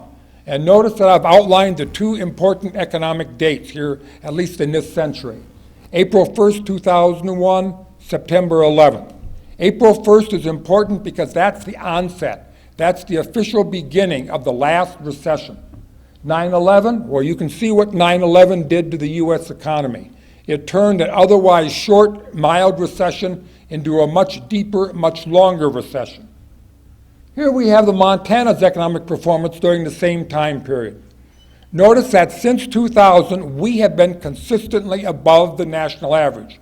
That's something many of you probably wouldn't think you would hear from me. I've been talking about, up until 2000, I would always say something like, and Montana continues to lag behind the national average. But at least since 2000, we have been growing faster than the national average. Why is that? Well, really, two very different reasons. The first reason we were growing faster than the national average is that we did not feel the last recession to the same extent as elsewhere in the U.S. We did, certain parts of the Montana economy did feel the last recession, but overall the recession impacts were less here in Montana than they were elsewhere. The second reason why we exceeded the national average, and that's the more current conditions, is because of the natural resource boom. Let's very quickly look at the recession effects. Why did we not feel the impact of the last recession? Well, one of the characteristics of the 2001 recession was that it was concentrated in certain industries. It was concentrated in high-tech manufacturing, dot-coms, communication, financial services, and airlines and other travel industries. So if we would say, what's the characteristic of the 2001 recession? It was concentrated in these industries.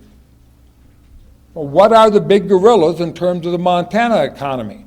The big five in terms of our basic industries are non-resident travel, wood products, agriculture, mining, and the federal government.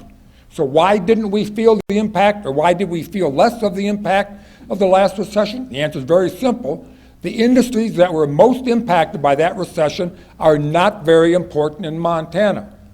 Are we now recession-proof? Of course not. If future recessions are concentrated in our important basic industries, we will feel them. But this particular recession was not concentrated in our industries, so that it had less of an impact here. But now let's start talking about the natural resource boom. Why did it occur, and why is it fundamentally different than the ones that occurred in the 1970s? First let's look in perspective a little bit. How big, or how important and how big is this natural resource boom? Here we have the economic history of Montana since the 1970s.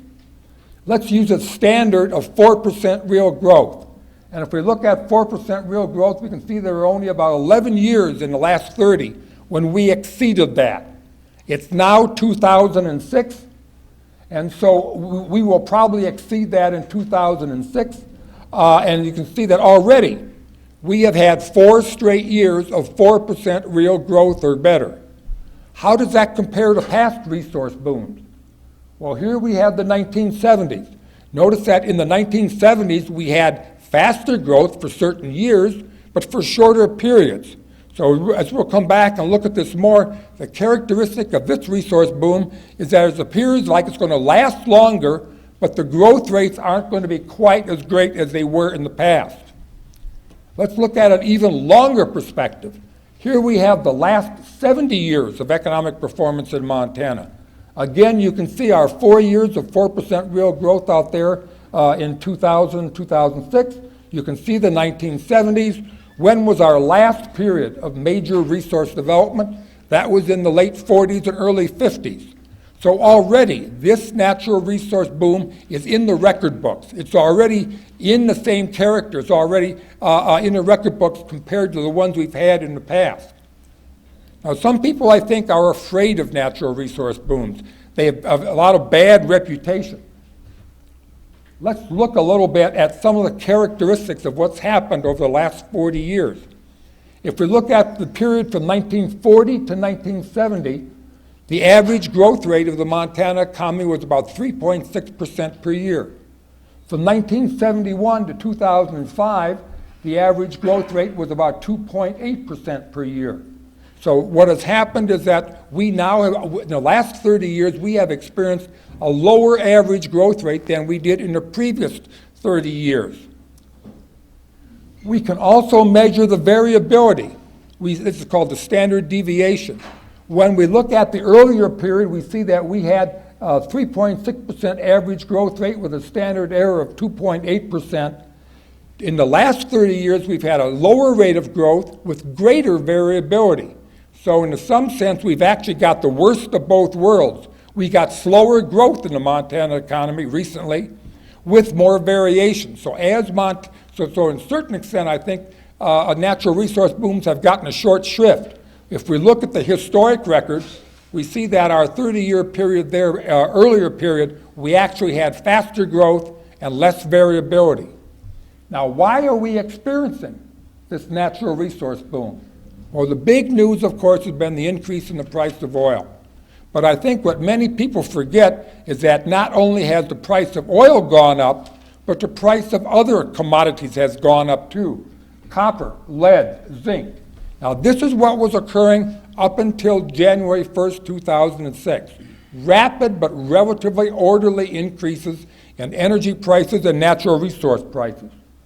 What happened during 2006? We had a further acceleration in certain natural resource prices. But what has happened during 2006 was that this has now become a natural resource bubble, price bubble. And everybody believes that this price bubble is probably going to end. Prices for the natural resources are going to go down from the bubble peaks, but not back to where they were in 2003, but more to where they were in the early part of 2006. Now, why have we been experiencing this increase in natural resource prices? Where in the world is there fast growth right now? This is 2004 figures. We had the same story in 2005 and 2006. The world is growing at about 4 or 5% a year in terms of GDP growth. U.S. is growing at about 4.2%. Japan, 2.8%. The Eurozone, 1.7%. It's in the developing countries like China and India where we are experiencing fast growth. 9.5% in China, 7.1% in India. Now again, the further you get away from the advanced countries, the more fuzzy the data is. We don't know how fast China is growing. That could be 10.5, it could be 9%, but China is growing very rapidly. How big is the Chinese economy? Well, one way we can measure the size of the economy is using GDP. And if we use GDP, we see that China is about the 6th largest economy in the world, about 12% of the size of the U.S. But there's a problem with that in the sense that the Chinese currency is managed. If we convert this to purchasing power parity measure, we see that the Chinese economy is large. It's probably the 2nd largest economy in the world. So we've got a very large economy growing very rapidly. What is the Chinese economy producing? To a certain extent, the Chinese economy is the mirror image of the U.S. economy. Here in the U.S., about 22% of our output is goods, about 78% is services. In China, it's exactly the opposite.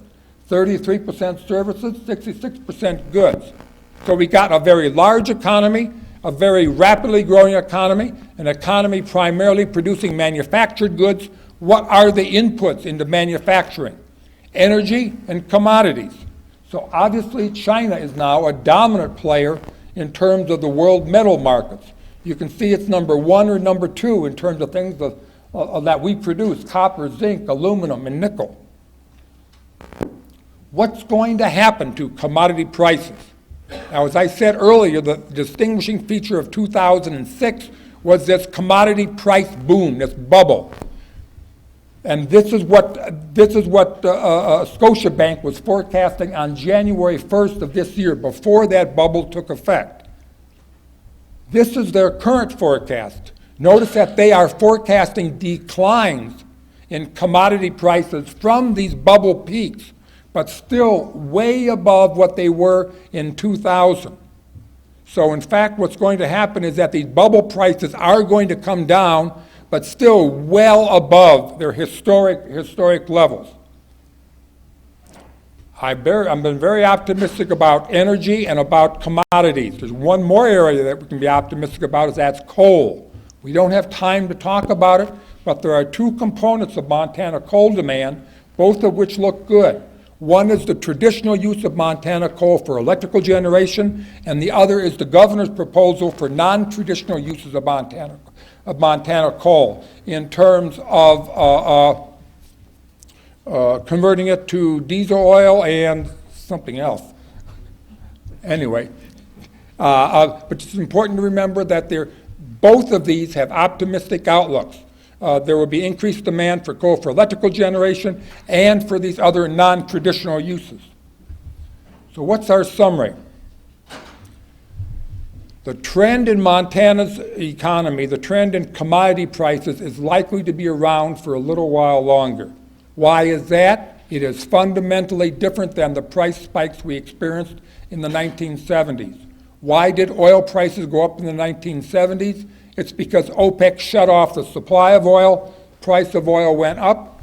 Once OPEC turned on the oil spigot again, price of oil came right back down again. So these were supply-oriented price spikes. The price spikes that we are experiencing now are demand-oriented. The reason why we've had increases in commodity prices is because of demand growth in China, Southeast Asia, and elsewhere. Does that mean that this is a surefire thing? No. But the big risks that we're facing right now in terms of the Montana economy are geopolitical in nature, not something that's going to happen locally. Anything that will slow down the growth in China and elsewhere in these third world countries will slow down the demand for natural resources and will have an impact here. For example, China is not a democracy. Anything that would increase political instability there would decrease the growth of the economy, decrease the demand for these commodities. And finally, one of the things I think Montana needs to be looking at are regulatory and siting issues. I talked a lot about oil and energy, but at the same time, copper was also one of the major increases in commodities, and it was the reopening of the Montana Resources mine in Butte, and also the reopening of the copper mine up near Troy. New mines are not going to be able to open quickly. New mines are going to have to go through the regulatory process. As I think we all know, Montana is not known for a swift decisions when it comes to natural resource regulation. So with that, we'll go on to somebody else.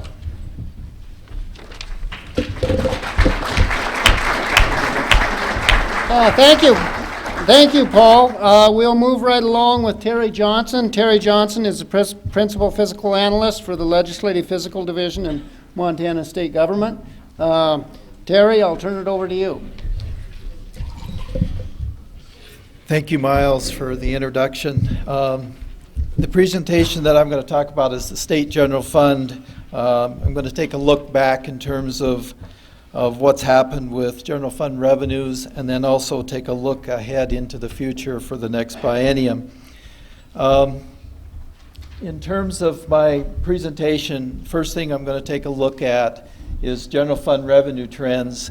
And from a perspective of the total general fund, I'm going to try and give you a perspective of what's actually happened with total general funds in the past several years.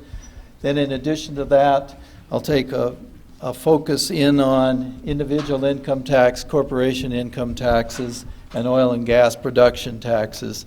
And I think it'll become clear why I'm focusing in on those three particular components. Then, as the last part of my presentation, I will take a look at the overall general fund outlook for the 2009 biennium. For those of you that don't understand the difference between bienniums and fiscal years, the 2009 biennium is really just a 2-year period, fiscal year 2008 and 2009. In terms of the information that I'll try and address very briefly with the 2009 biennium outlook is what does the financial picture look like from what we call a present law analysis. Then we'll take a look a little bit about a review of what the revenue picture looks like. And then I'm going to meld in just a few of the governor's proposals in terms of the total general fund outlook. So the first thing that I'd like to just share with you is this is a long-term trend perspective of general fund revenues since 1995. And as if you take a look at this particular line chart, it really does not tell you a lot about what is actually happening. In terms of some of the key things that you have to take a look at, though, when you review general fund trends, is there are two key periods. The first period is fiscal year 2002 and 2003, and then the second key period is fiscal 2004 through 2006. This next chart really gets to take a deeper look at the actual dollar changes that have occurred in general fund revenues over this time frame. And again, I've highlighted those two particular key periods, the 2002 and 2003 time frame versus the 2004 and 2006. As Paul alluded to in his presentation, Obviously, 9/11 and the economic recession had a substantial impact on the state's economy, and it obviously had a substantial impact on state revenues for that same time frame. The other key period is that 2004 through 2006 time frame, and I'm going to try and give you some information that will explain what has actually been occurring during that time frame. This next slide takes a look at the total revenue change that has occurred during that 3-year period. It's about $462 million of additional revenue that we have received over that period. The other bar charts reflect where did that additional revenue actually come from. From the chart, you can see that individual income tax contributed over 50% of that additional revenue. Corporation income tax contributed about 23%, and oil and gas about 13%. The remaining portion was all of the other miscellaneous general fund revenue sources. In total, those 3 large components contributed over 88% of our total increase in general fund revenues during that 3-year time frame. Now I'm going to take a look at the 3 individual components that contributed that additional revenue, and the first one is individual income tax, and again the information is portrayed on a year-by-year basis, the change from the previous fiscal year. As you can see from the chart, during that time frame, 2002 and 2003, a significant reduction in individual income tax revenues during that time frame. Again, the effects of 9/11 and the economic recession. Now, also during that same time frame, if you look at the next 3 years, 2004 through 2006, a substantial improvement in individual income tax revenues. Now, the first reason for trying to explain what has actually happened with individual income tax revenues is we're going to take a look at the income components, the components that are actually taxed on the state's tax structure. This first graphic shows what capital gains income, and this is for the period from calendar year 2000 through calendar year 2005. Well, you can see from the chart, if you take a look at 2001 and 2002, that was during the period of a significant reduction in the equity markets and a significant drop in capital gains income that's taxed on the individual income tax system. The other point that you got to take a look at is in 2004 and 2005, where we had substantial increases in capital gains income. That's exactly the same timing that occurred where we had substantial growth in individual income tax revenues. The next bar that I show there is what we call rents and royalty income. This is, again, a component of income that's taxed on our individual income tax system. Same type of information. If you look back in 2000, 2001, almost no growth, no change in rent and royalty income. But the significant point is to take a look at what happens in 2004 and 2005. Especially in 2005, a robust growth in terms of rent and royalty income. Because the tax structure and the tax information that we get from the Department of Revenue does not break out that particular line item, we cannot isolate how much of that additional income growth is due to rent income versus royalty income. But obviously, because of what's happened with the oil and gas industry in the state, we suspect that a large amount of that additional growth came from oil and gas royalty payments. And then the last item that I display on this particular graphic is wage growth. And this is the actual year-over-year change in wage income as reported on tax returns. Now, unlike capital gains and rents and royalties, you'll notice that there's a rather stable effect going on with wages and salary income. In the 2002 timeframe and 2003 timeframe, you did see somewhat of a reduction, but it's relatively stable over that 5-year period. The next slide deals with corporate income tax. Same type of trend that we observed for total general fund versus individual income. Notice in that 2002 and 2003 timeframe, significant drop in corporate tax revenues. Conversely, if you take a look at 2004 through 2006, substantial increase in corporate tax revenues.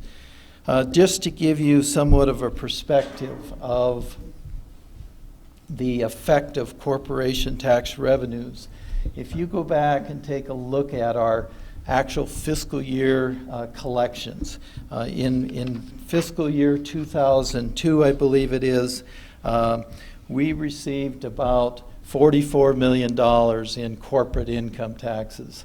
By fiscal year 2006, that level of corporate taxes had grown to $153 million, over $109 million worth of growth in corporate tax revenues over that short period of time. This particular slide just shows U.S. corporate profits. The reason I wanted to show this information is Montana obviously taxes multi-state corporations. Obviously, those particular corporations follow the same similar trends as they do at the national level.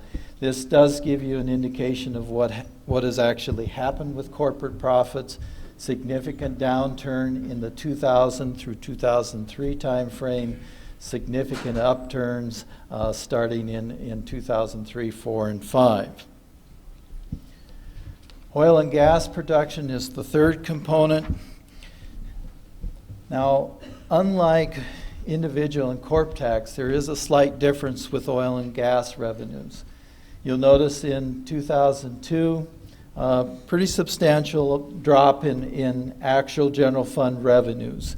But starting in 2003, we had a turnaround in oil and gas revenues, substantial turnaround in oil and gas revenues. Now, if I take a look at some of the underlying statistics that obviously generate oil and gas revenues, i.e. if we take a look at the prices received for that commodity and the amount of production that has occurred in the state, it becomes very clear why this is going on. If you look at fiscal year 2002, actual production, and maybe I'll just go to the next slide. This is the actual price information. If you take a look at Montana's prices for oil specifically, just the oil price all by itself. In 2001, we had an average price in Montana of about $23 per barrel. By 2005, that average price had increased to almost $53 per barrel. So obviously that's one of the key factors that drove what was going on with oil and gas revenues. Second component that you have to take a look at is what has happened with production. Again, same type of statistics. If you look at calendar year 2001 production in Montana, slightly over 13 million barrels on an annual basis.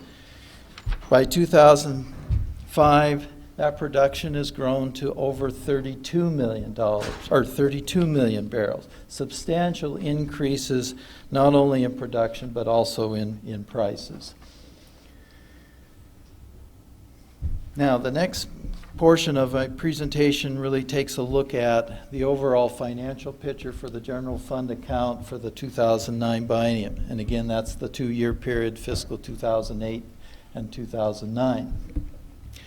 Based on our projections at this point, we believe that the legislature will have a starting balance of about $527 million. That's the beginning of that particular biennium. The revenue estimates that were adopted by the Revenue and Transportation Committee, they adopted those estimates on November 15th, is about $3,673 million, and that's for that 2-year period. So the combination of the available revenue and the fund balance is the total amount the legislature will have to deal with when they establish the budget. Now, there is a concept in statute called present law present law disbursements basically is definitionally is just a cost of doing or continuing the cost of governmental services at the level previously authorized by the previous legislature.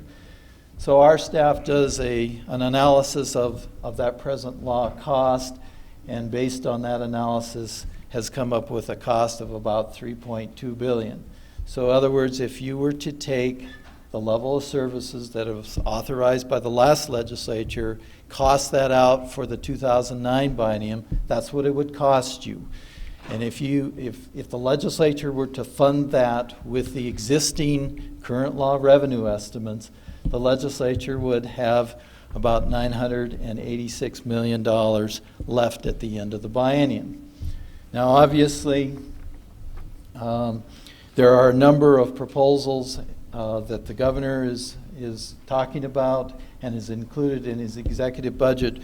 But before I get to that, I just want to briefly talk about the underlying revenue estimates that the Revenue and Transportation Committee adopted on November 15th.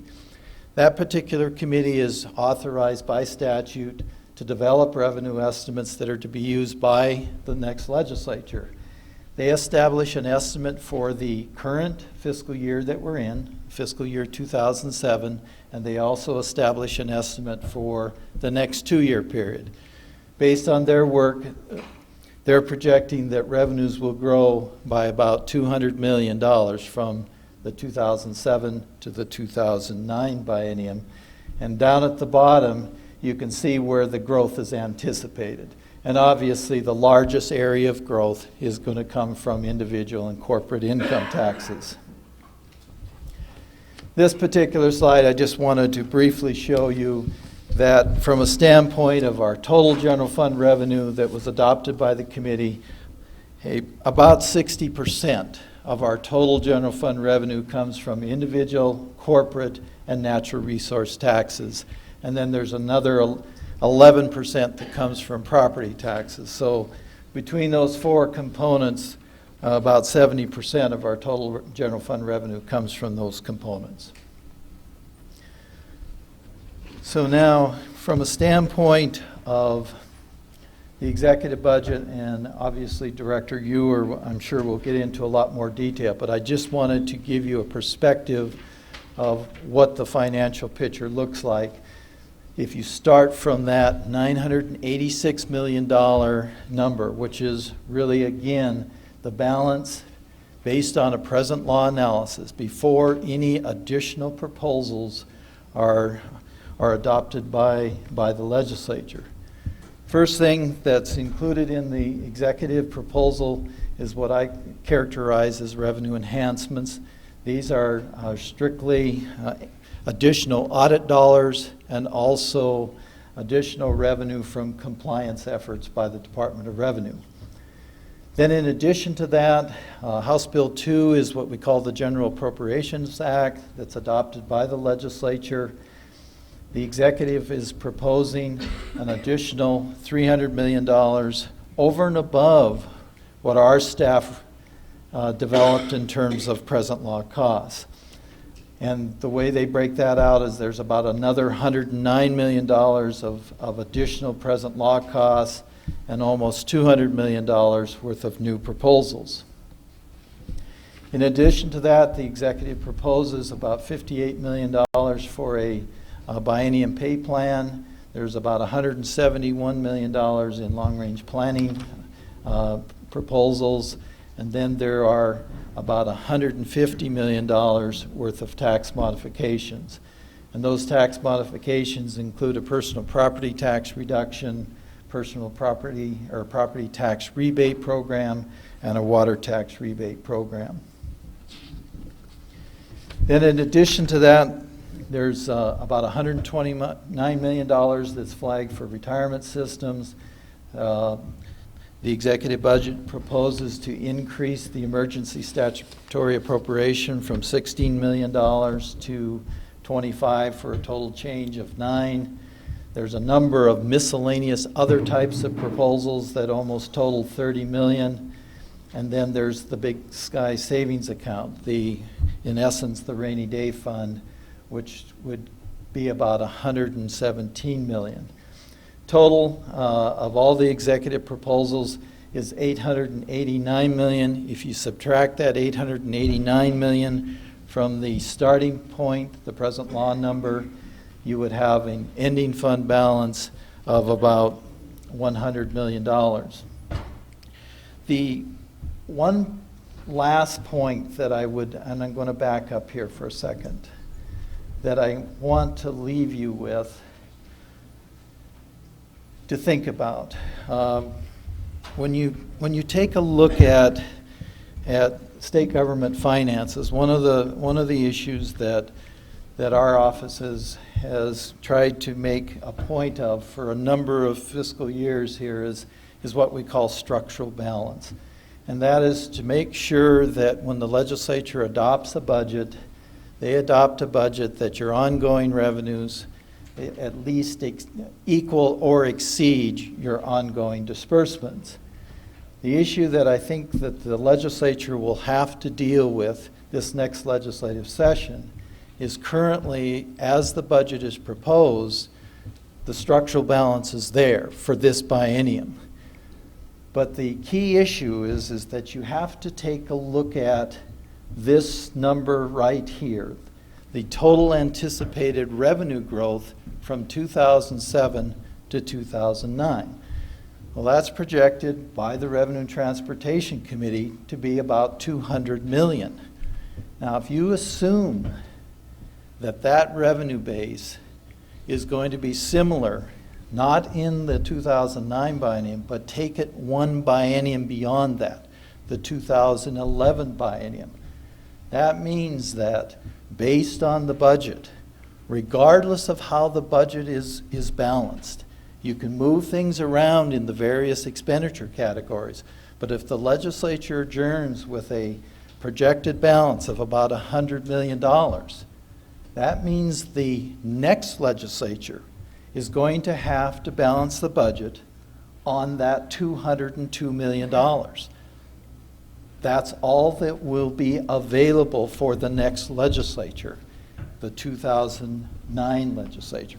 I think that's a key factor for the legislature to consider when they're balancing the budget for 2009.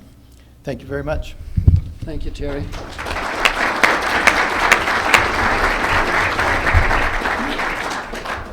Our last speaker in this section is the Governor's Budget Director, David Ure.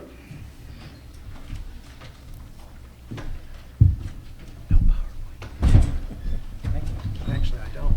Okay. You can actually turn that off.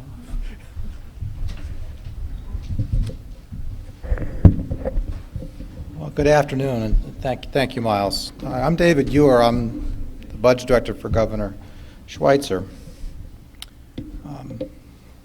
This is the Montana Taxpayers Association, right? I got it right? This isn't the Helena Duplicate Bridge Club, right? No. So I guess the first thing that I would say is that Governor Schweitzer is not proposing any new taxes.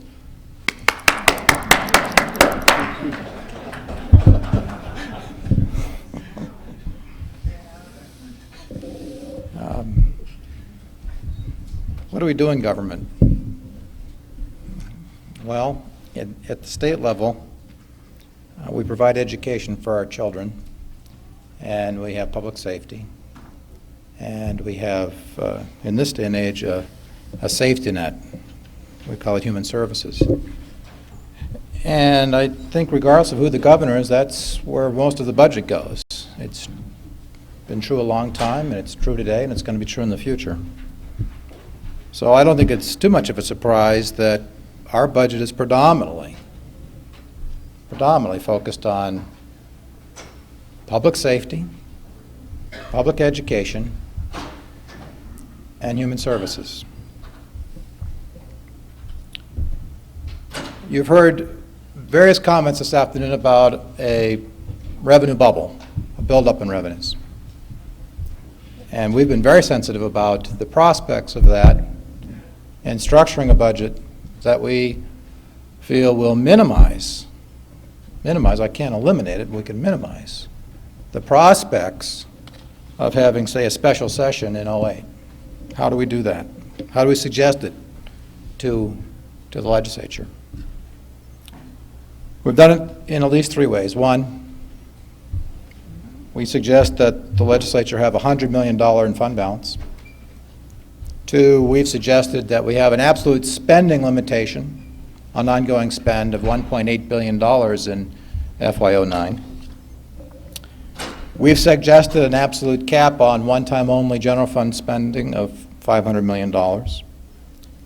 We've suggested a rainy day fund called the Big Sky Savings Account, which our budget number suggests that if our recommendations are approved and accepted, and if the revenue numbers that we take the best estimating snapshot we have of today, we think the Big Sky Savings Account would be approximately $80 million. So we have various firewalls, various components here that, A, meet the needs of Montanans with respect to education and public safety and human resources and human services, and at the same time not raise taxes and have a safety net as far as a rainy day account and a adequate general fund balance of about, when you add the two, of about $180 million.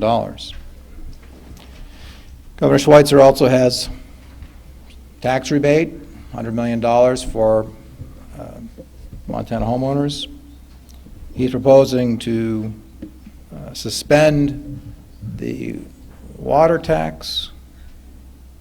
He is recommending that we have a higher threshold in the business equipment tax. He links that with tax compliance measures so that we have an offset from a reduction of revenue from business equipment with an offset of increased revenues from compliance.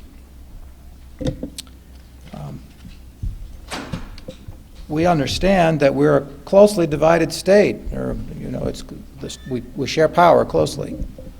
We have a very evenly divided legislature. There are going to be a lot of ideas. There are going to be a lot of ideas with respect to what we should spend money on, and ideas as to proposals. So, and we respect that process.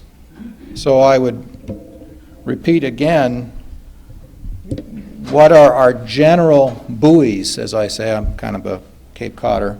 The buoys of the budget are, we feel like we have recommended the adequate needs of Montanans. Not everyone will be satisfied within certain kinds of parameters. Adequate fund balance, adequate rainy day fund, no tax increases, and a lot of things other than that are on the table. A few specifics about meeting these 3 fundamental missions in state government. One of the phrases that we hear in Helena, but essentially no place else, is this notion of present law adjustment. I'd remind you, because I see many, many people in this room I know, and many people in this room I know have a lot of expertise in present law verbiage and nomenclature, because many of you I've known for some time and have been in the legislature and know that that's a term of art. Present law adjustment is a legal term that means the governor is responsible for putting forward a budget that provides the same level of goods and services adjusted for inflationary adjustments, additional costs, whatnot, to provide the same level of services as a baseline as the last time. What it doesn't mean is that you're under any legal obligation with respect to budget law to meet the needs of K-12, even if it's unconstitutionally underfunded, which was the system we inherited. And there's no budget requirement under the law with present law adjustments to be sure that you don't have overcrowded prisons, which is what we inherited. And there's no present law adjustment required to fix the pension system, which we inherited as well. So sure, it's going to take a lot of money to provide affordable, more affordable relief for higher education with respect to our Montana students. It's going to take a lot more money for education, and we're going to do more than meet our needs for education. We're not just going to be the bare minimum for K-12. We feel that education is absolutely required for our children to stay competitive. And so, we're going to put over $200 million, about $220 million in our recommendations for K-12. Part of it's going to go for all-day kindergarten because the data shows that the earlier we can get to kids, the more the benefits are over their lifetime. And this time we're going to make it an attempt to adequately fund our Department of Corrections so that we can break the syndrome of recurring supplementals. And this time we're going to put money in to pay for forest fires up front. I don't know why we haven't done that in the past, but we're going to actually put it in. So, there's a lot of money in the budget because I think Montanans expect it. I think Montanans expect us to stay ahead of the curve, that the executive branch, in close cooperation with the legislature, meet the peoples of business and not rely on a court to say, you've got an unfunded K-12 or an unfunded prison system, or your public defender system is nil, it's not working, and you don't have one at the state level. And at the same time, not raise taxes, and at the same time be cognizant that yes, we are in a revenue cycle, a high revenue cycle, and we need to be careful. And that is why we have these various firewalls that I've talked about: general fund, balance of $100 million, rainy day fund, big sky savings, absolute spend. This is going to be a cash and carry session. We're not going to support general obligation bonding. There's no bond issue in the governor's budget. We've got lots of cash, let's have it cash and carry. We feel it's going to be a very productive session. We think we'll meet, I have a lot of optimism that we can work together and meet the needs of the people, and meet them in a way that minimizes having to go back and say, we can't deliver what we said we would. Minimize, we can't eliminate, but minimize the risk of having, when revenues go down, as they will someday, at least the growth will go down, minimize the risk of finding ourselves earlier than we schedule ourselves as a people to be in the session. That's all my prepared remarks this afternoon. Thank you.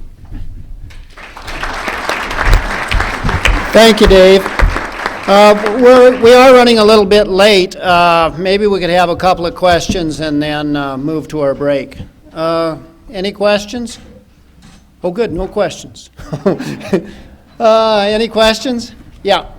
I saw out there that the investment earnings are, I noticed on one of your graphs that the investment earnings are going down this year. My mutual funds have been going up 15% this year, the last 2 years. How come the states aren't? From a standpoint of investment earnings, there's two types of investment earnings that the state gets in the general fund account. One is from what we call our permanent coal tax trust account, approximately $550 million that's invested in long-term type securities. That revenue is relatively stable because long-term rates are relatively stable. The other part that is going down is the investment of what we call idle cash, cash that the state collects on a daily basis, is invested by the Board of Investments, and those rates are relatively good at this point. They're in the range of 4 to 4.5%. The underlying assumption that's built into the revenue estimate is that available balance, the balance in the state general fund account, is going to go from $900 million down to about $100 million. So you have less to invest, therefore you have less investment earnings. Thank you, Terry. Is there one more question before we quit? Yeah, Dave. For David, I'm just wondering what the $77 million in revenue enhancements is. You were saying there's no tax increase, but I